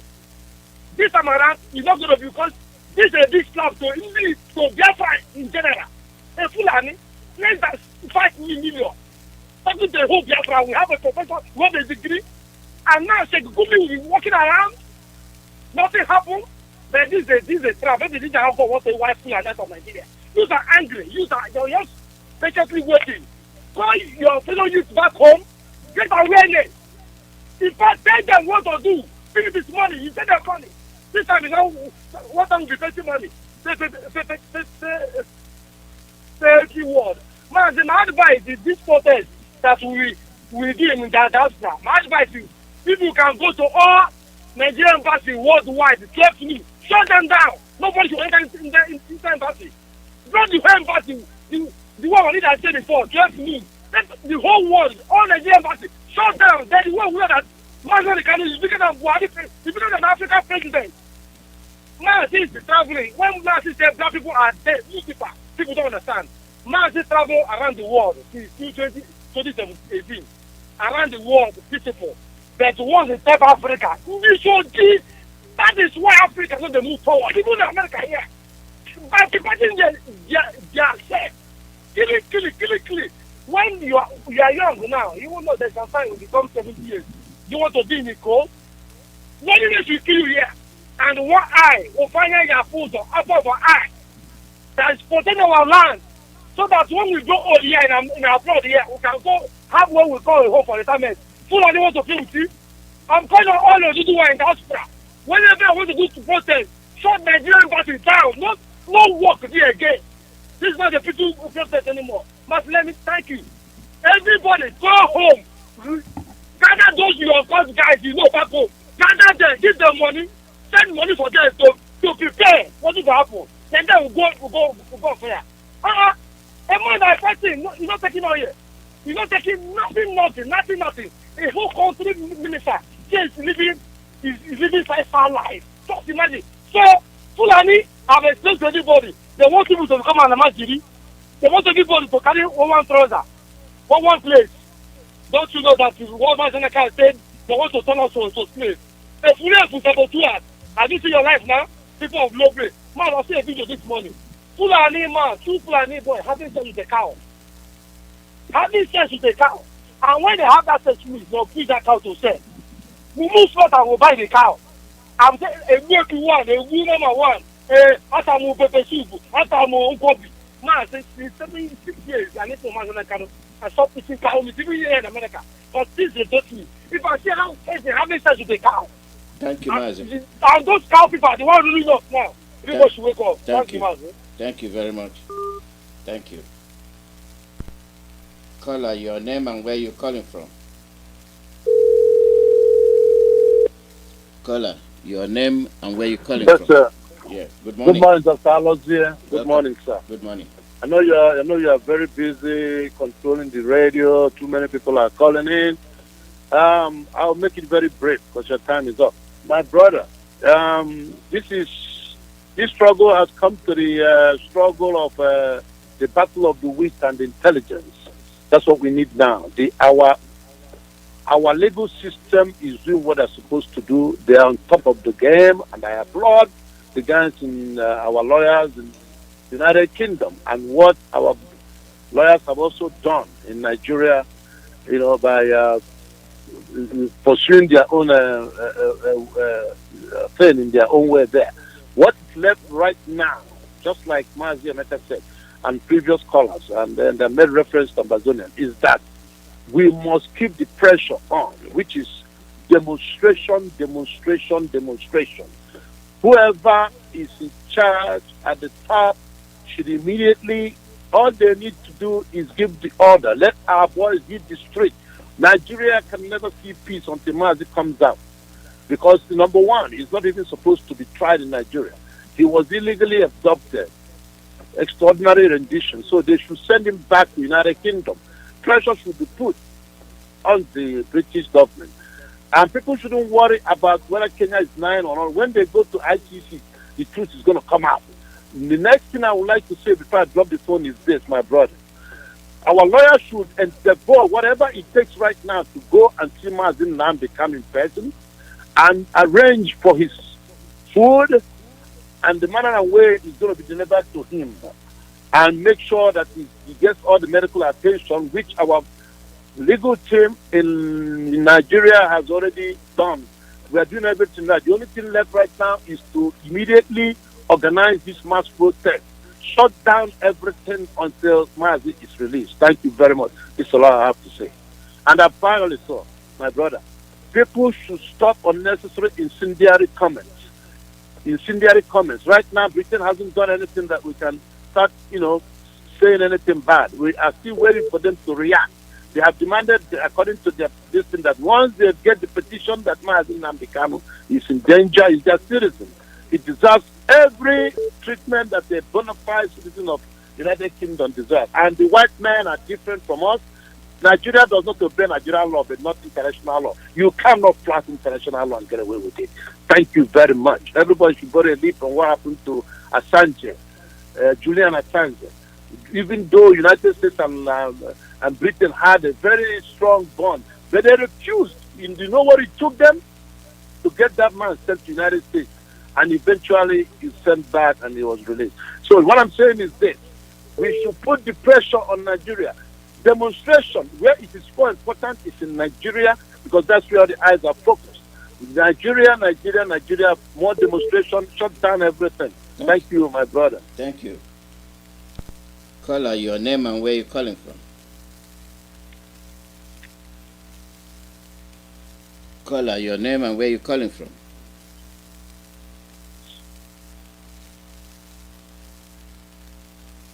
Yeah, from my own side. Go ahead. My name is Chidera. I'm calling you from my location. I just want to thank you so much for everything you are doing for us, and I said, may God bless you, and we are praying that our Heavenly Father will protect our leader and give him the strength, because these people are wicked. I'm just imagining what they are doing with him anyway, but I know that God will never abandon him. Now, there is something I just want to comment my opinion based on because I'm aware that there are protests, organization of protests going on around Europe, and I don't know about Biafra land. There is something I want to point out based on the past protests I observed, and not only me, some of my friends, Europeans, equally make that comment. That in most on that protest, they observe that our people, they have placards written sad situation, explain their situation with pictures of our people killed. But their expression and their body language with their two dancing, and it seems they are celebrate that it doesn't match. Maybe next protest, maybe we take all those things into consideration, because if we are showing that we are angry, they are killing our people, and we are not happy, and at the same time we are dancing more than even, it doesn't really work together. So I just want to say this out. Some few European friends I have here, whom they watch those videos, they commented this at different times. They commented the same thing, and I think we have to start taking correction, so that if we are showing our anger, then we do it with one voice. Not some will be saying another thing, some will be saying the other, and some will be dancing and laughing, and it doesn't really work together with the message we want to pass across. It's my opinion anyway. I just want to say it out. May God bless you, my dear brother, for all the good work you are doing. I love that opinion. Thank you very much. And at this stage, we will be ending the broadcast, and we'll be on the air again tomorrow. The women will be on the air tomorrow, so don't miss them. Thank you very much, and we'll do everything to get all these things communicated to the appropriate channel. We are not backing down, and we are not going to say, this or that. Everything stays the way it's planned. So from me, I'll tell all of you, have a nice day, and we must continue doing what we do. Get Biafra. Nothing more, nothing less. And may God be with our leader. Protect and guide him from the hands of his enemies. Anything you do is criminal, but they are holy. The very ones causing the problem are the ones pointing fingers, accusing fingers at you, whereas they are busy killing and killing and killing. Yes, we want the referendum. If it had been done earlier, nobody will come to say they are arresting this person or that person. We talked about the name. What is Nigeria? They say, oh, you want to, it's indivisible. We lie to ourselves, but we know the truth, and that's what we're communicating to you, and hope you will adapt to those suggestions and make life very, very livable for those that are around it.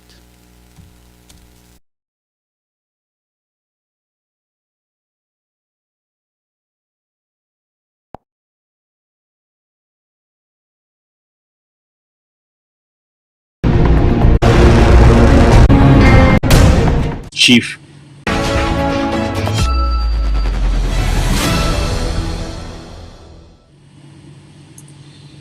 Good morning, fellow viewers. Welcome to another episode of the No Connie Talk Show. I am Capo Daniel, your host, Sense Pass King, the Ambazonian Deputy Defense Chief of the Ambazonian Defense Forces. I want to welcome Una for all places around the world, for Europe, America, for Biafra land, for Ambazonia, for East Africa, South Africa, and for all the Central African regions. And we will watch me through the Ambazonian Communication Network, the ACN. Una come good. Today I come with a special episode focusing on Mazi Nnamdi Kanu, the leader of the indigenous people of Biafra. He is the main figure, the rallying point, the face of the Biafra nation, the leader who is selfless, who have successfully gathered the Biafran people and focused them under his leadership, providing them with vision, nationalism spirit to push forward the aspiration of millions of Biafrans people who have been living like second-class citizens in Nigeria, wondering where they belong, and are finding themselves in a very uncomfortable situation. And many of them are debating and considering the whole issue of the aspiration for independence of Biafra and what it will mean for Nigeria, the zoo as they call it. So please welcome to this special edition that is focused primarily on Nnamdi Kanu adoption. we learned that he has been adopted. The incident have been going on. There have been discussion with the Ambazonian Defense Forces and the Ambazonian Governing Council, which we are allied. This is an ally. This is a friend of Ambazonia. This is our case, and we are standing with them, with the Biafran people. The office of the Governing Council's Executive President, Dr. Cho Ayaba, have released a strong statement to confirm that indeed Nnamdi Kanu have been adopted, and without giving specific of where he was adopted or exactly what happened. And we are waiting for our allies on the other side of the border in Biafra, the Ipob, to come up with an official position and an official statement. Then the Governing Council is going to release a comprehensive statement regarding this adoption. But as an activist, I'm coming to you today as a Deputy Defense Chief. I'm coming to you today to also talk about it in the backdrop of the news as a press, and also to give you some updates about the issue that surrounding this particular issue, without putting forth any policy position of the Ambazonian Governing Council that represent the Ambazonian people in this alliance with the Biafra. If you are listening to me for the first time, please know that my language is Pidgin English. I speak Pidgin-based English. So those who have been assimilated and they are living by the British standard, please bear that in mind. So Nnamdi Kanu, what the people of Biafra, they need to know that this adoption is no different from the adoption of Seseko Ayuk Tabi, one of the Ambazonian, the leaders of one movement and one major faction of the Ambazonian cause, who was kidnapped in Nigeria and put in cargo plane and ferried back to La République du Cameroon, where he languished in jail. He was held incommunicado. This is no different, and the Biafran people should make no mistake about their approach towards this adoption. According to a letter that was sent to us from the coalition of Igbo lawyers in the United Kingdom, it states that he was adopted in Kenya, and we will not dwell on that because it is not very important. But the Biafran people have to know, even the kidnapping of Nnamdi Kanu is a big issue. It's a big international issue. His status, the country that had provided him protection as somebody fleeing away from persecution, torture, and murder from the Nigerian government, the country has obligation to protect him under international law.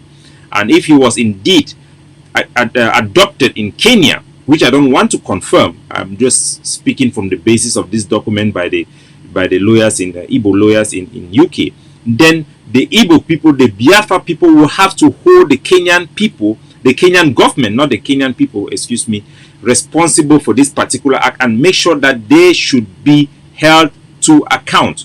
According to the lawyers, they want to sue the Kenyan government in international court, but these issues will not be handled in court. As you know very well, we live in a jungle back in Africa. Africa is fast becoming a black hole of international law, and Nnamdi Kanu knows that. Dr. Cho Ayaba knows that. These are the emerging leaders of Africa. They know exactly that the international community, the European states, they do not view Africa as a continent whose people have the protection of the international law.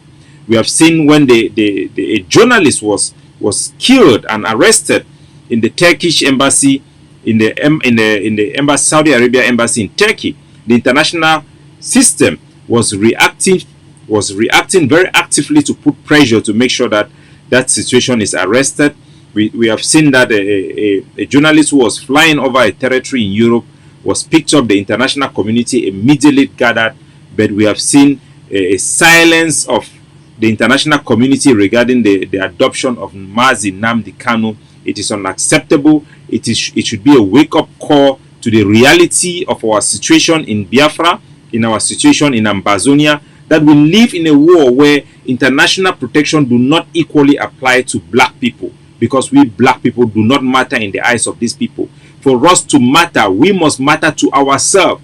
We must be the primary protectors of ourselves. Ambazonian people and the Biafran people must protect themselves. It is our ultimate job to protect ourselves. We must not relent. We must not be timid. We must not be intimidated.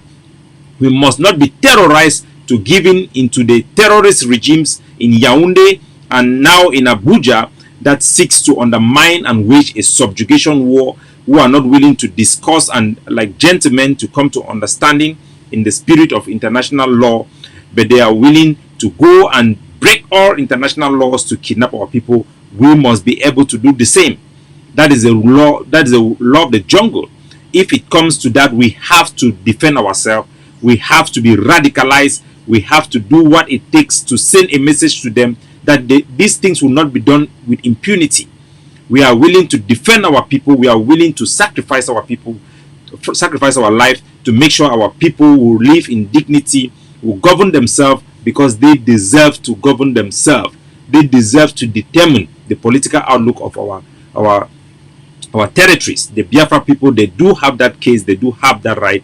We support them for their right of self-determination, because it is their right that is due under international law. Before I make that case for the Biafran people, which is something that they need to know and they need to listen to this very, very carefully, I want to turn to talk about who is Nnamdi Kanu. And we have seen the initial reaction in the streets of Biafra. We have seen the youths coming out to protest and to take down the Nigerian flags.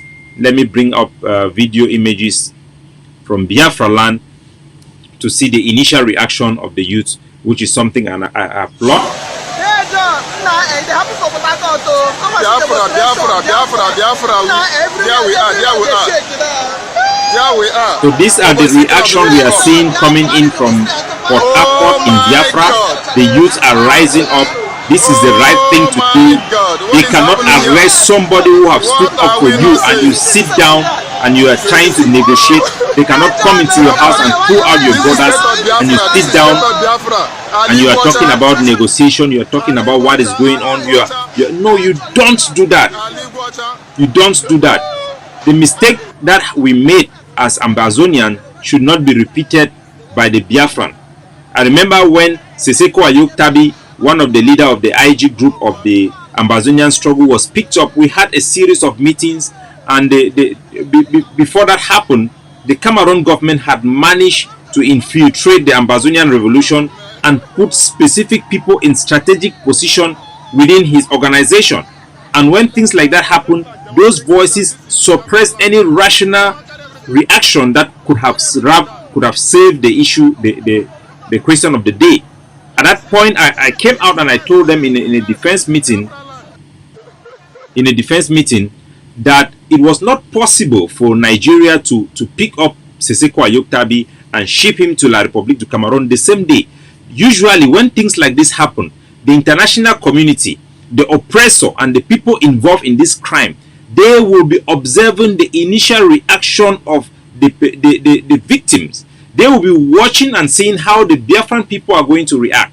And if the reaction is, we are going to go to court and sue them in a law court, who cares about law court and how long it takes? The states of Nigeria have enough money to give you lawyers to spend 24 hours with you there fighting in a court. They want to see how you are going to react. It's going to determine how flexible they are and what they are going to do to proceed with this particular issue. The Biafran youth should not miss the opportunity that we, the Ambazonian people, we missed when Seseko was picked up. You cannot allow a bunch of people who might be in your organization or within the Biafran movement as a whole that have been put there to suppress your reaction. You have to do the right thing. And the Biafran people have to know that this is not a defeat. This is not a blow for the Biafran movement. As a matter of fact, Nnamdi Kanu have been a pacifier. He has been somebody who has been tempering down the heat of the Eastern Security Network. In discussion that we picked up in our interaction with the organization of the Ipob and the Eastern Security Network, Nnamdi Kanu have been the voice of peace. He has been the voice of restraint. I have been shouting in this my show, telling the Biafran people, you have to rise up, you have to pick up arms. It's time for you to declare your state. It's time for you to kick out Nigeria from Biafra. You cannot allow agents of Nigeria, agents of colonialism in your territory. These are the people going around identifying the people who are important. These are the people doing strategic monitoring of your children, your women, what you eat, what you drink. These are the people who are going to strangle you when the time comes. with the death of Akonso. Remember, they went to his house, they burned down his house, and these people are walking around your street. You cannot allow this to happen. If independent is the way, the Biafran people who are very religious, Nnamdi Kanu, who is very kind.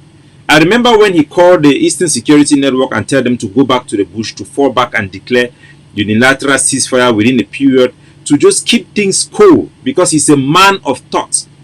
Now, the Nigerian government is going to face a new breed of leaders that are going to emerge, not from Ipob, but from the Eastern Security Network, which has been the military wing. Leaders from that military wing are going to emerge. They are going to be hard to be identified. They will not want to put their face forward like Nnamdi Kanu had put his face forward. They are going to have a hard time to have somebody to moderate. The international community also is going to have a hard time to find somebody to dialogue on the Biafran side, because it's going to be now war. War. Uncontrollable anger is going to build up, pick up steam. Don't mind the peace you see for a couple of days, but definitely the Biafran people must respond. They must defend their honor. They must defend their dignity. They must kick Nigerian out of Biafra. We will be waiting for their official statement. We will be monitoring the situation. We will also wait for the official statement of the president of the governing council, Dr. Cho Ayaba. I want you people to remember who Nnamdi Kanu is. I've seen some caricature images that they want to portray of Nnamdi Kanu on the media. But watch this video and let the Biafran people be resilient to know that Nnamdi Kanu has anticipated a day that he could be killed. This is a fearless leader who had stood the ground in Nigeria, in Biafra land, fearlessly. Remember that. So these are all images of Nnamdi Kanu on the streets of Biafra, challenging the Nigerian military, the SARS and the police unit fearlessly, without being afraid to be arrested, without being afraid to be killed. He is ready for this. You should know that he is ready for this, and the Biafran people should back him up as he leads the charge of Biafra to dig out Nigeria from Biafra. Remember, it is Nigeria who is in Biafra. It's not Biafra who is in Nigeria. Make no mistakes. This is Nnamdi Kanu when he was on the ground. Somehow you have Fulani cattle going around there, which is very symbolic.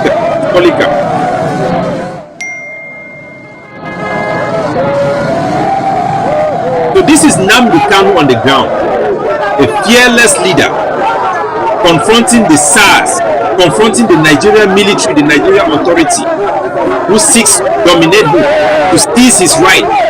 This is not about him, but it's about you, the Biafran people. He has stood up for you. He has shown you courage, that you should not be afraid. You should not be afraid of the SARS. You should not be afraid of the Nigeria military that are there to subjugate you. And for the Biafran people, who are very religious people, who are very calm-natured people, who think that they can debate themselves to freedom with Nigeria, you cannot debate your way to freedom. Freedom is not given on a plate of gold. Freedom is taken. They are very religious people. I admire their religion, and for many time I just look at that religion being put forward. I think that the nationalism should be ahead of that religion. This is about your life. This is about millions of unborn Nigerians that are going to be in slavery in Nigeria for the rest of their life, be treated the way they are being treated now, even worse. The worst days are coming. The Biafran people have to know that their independence is settled. They have made up their mind. It is something that is backed by 90% of the Biafran, and they should act upon it. Nigeria is never going to give you referendum. It is never going to happen. If referendum come, it is independence for Biafra. Nigeria is in Biafra. Practical solution is get Nigeria out of Biafra. Start to build your institution of a free nation. Exert yourself. A lot of people will question the rationale behind the Biafran independence movement, if it is rational, if they have a case, and they look at Southern Cameroon and say Southern Cameroon was recognized as a state by the United Nations. We govern ourselves. We went into a referendum. We made a bad choice to follow the British, who forced us into a plebiscite to choose to join Nigeria or to join La République du Cameroon. It was against the will and aspiration of our people that had been expressed in a written document in the Conference of Manfred.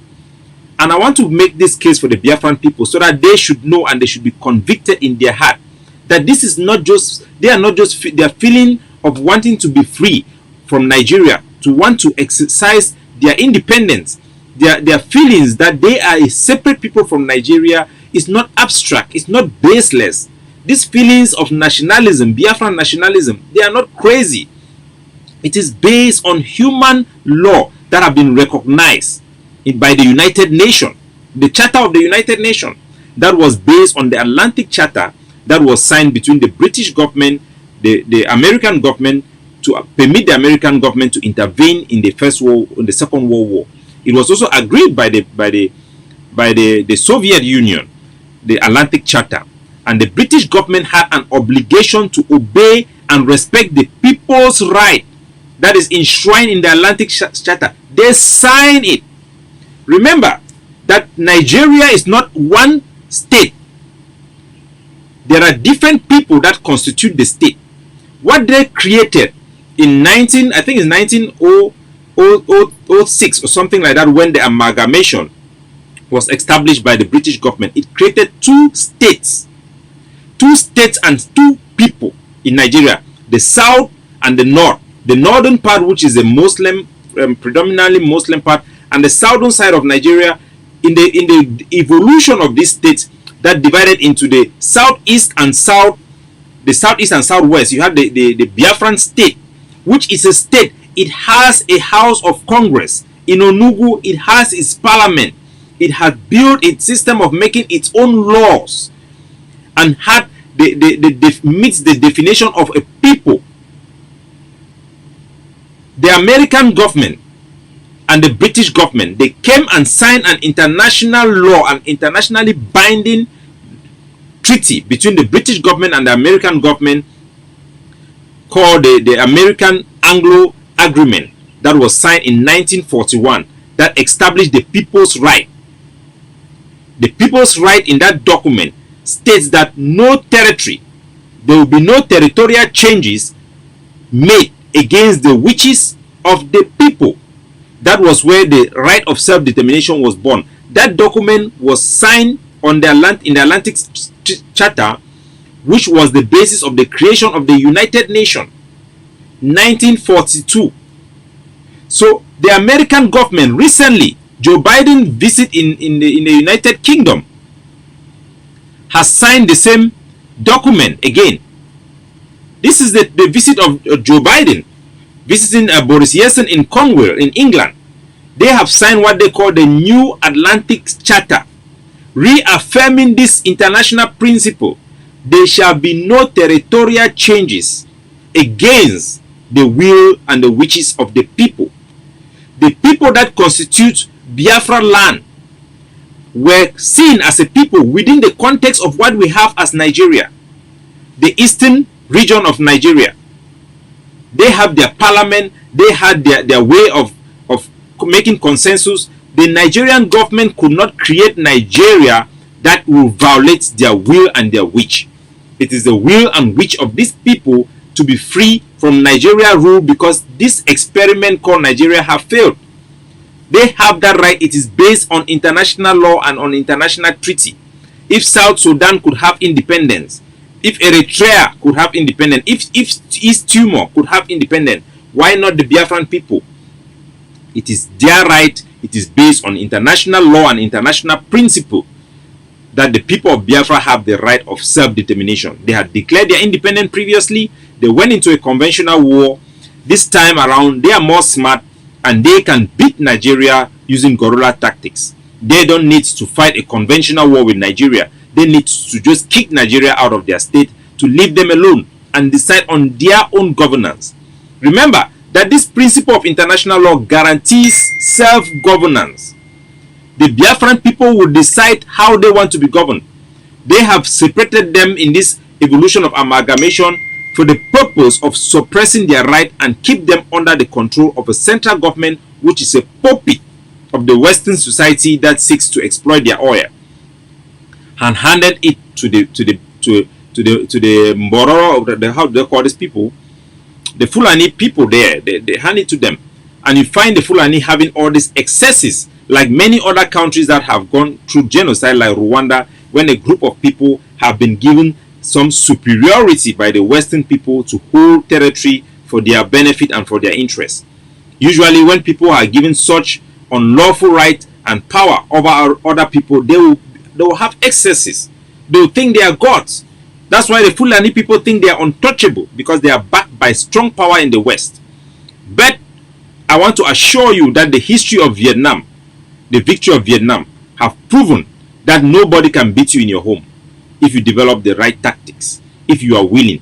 Now the Biafra people have a leader that have rallied them. They have a focal point, Nnamdi Kanu. It's time for them to go above that. That while Nnamdi Kanu will be going through this, they will fight not just to liberate Biafra, but to liberate Nnamdi Kanu, because Nnamdi Kanu will not be liberated by the courts. This is not a crime. He is not a criminal. All this case against him are politically motivated. They are designed to keep him captive, so that the so-called Nigerian government can continue to exploit Biafra.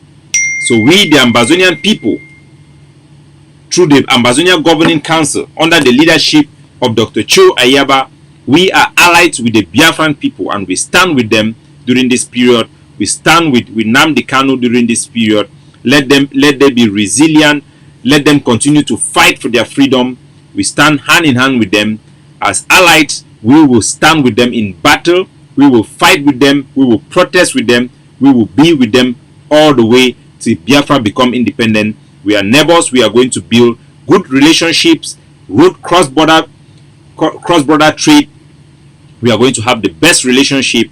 Biafra and Ambazonia will be the base of an African that upholds international law, an African that preserves the dignity of the entire African, and that is going to forge the unity of the African states based on equality.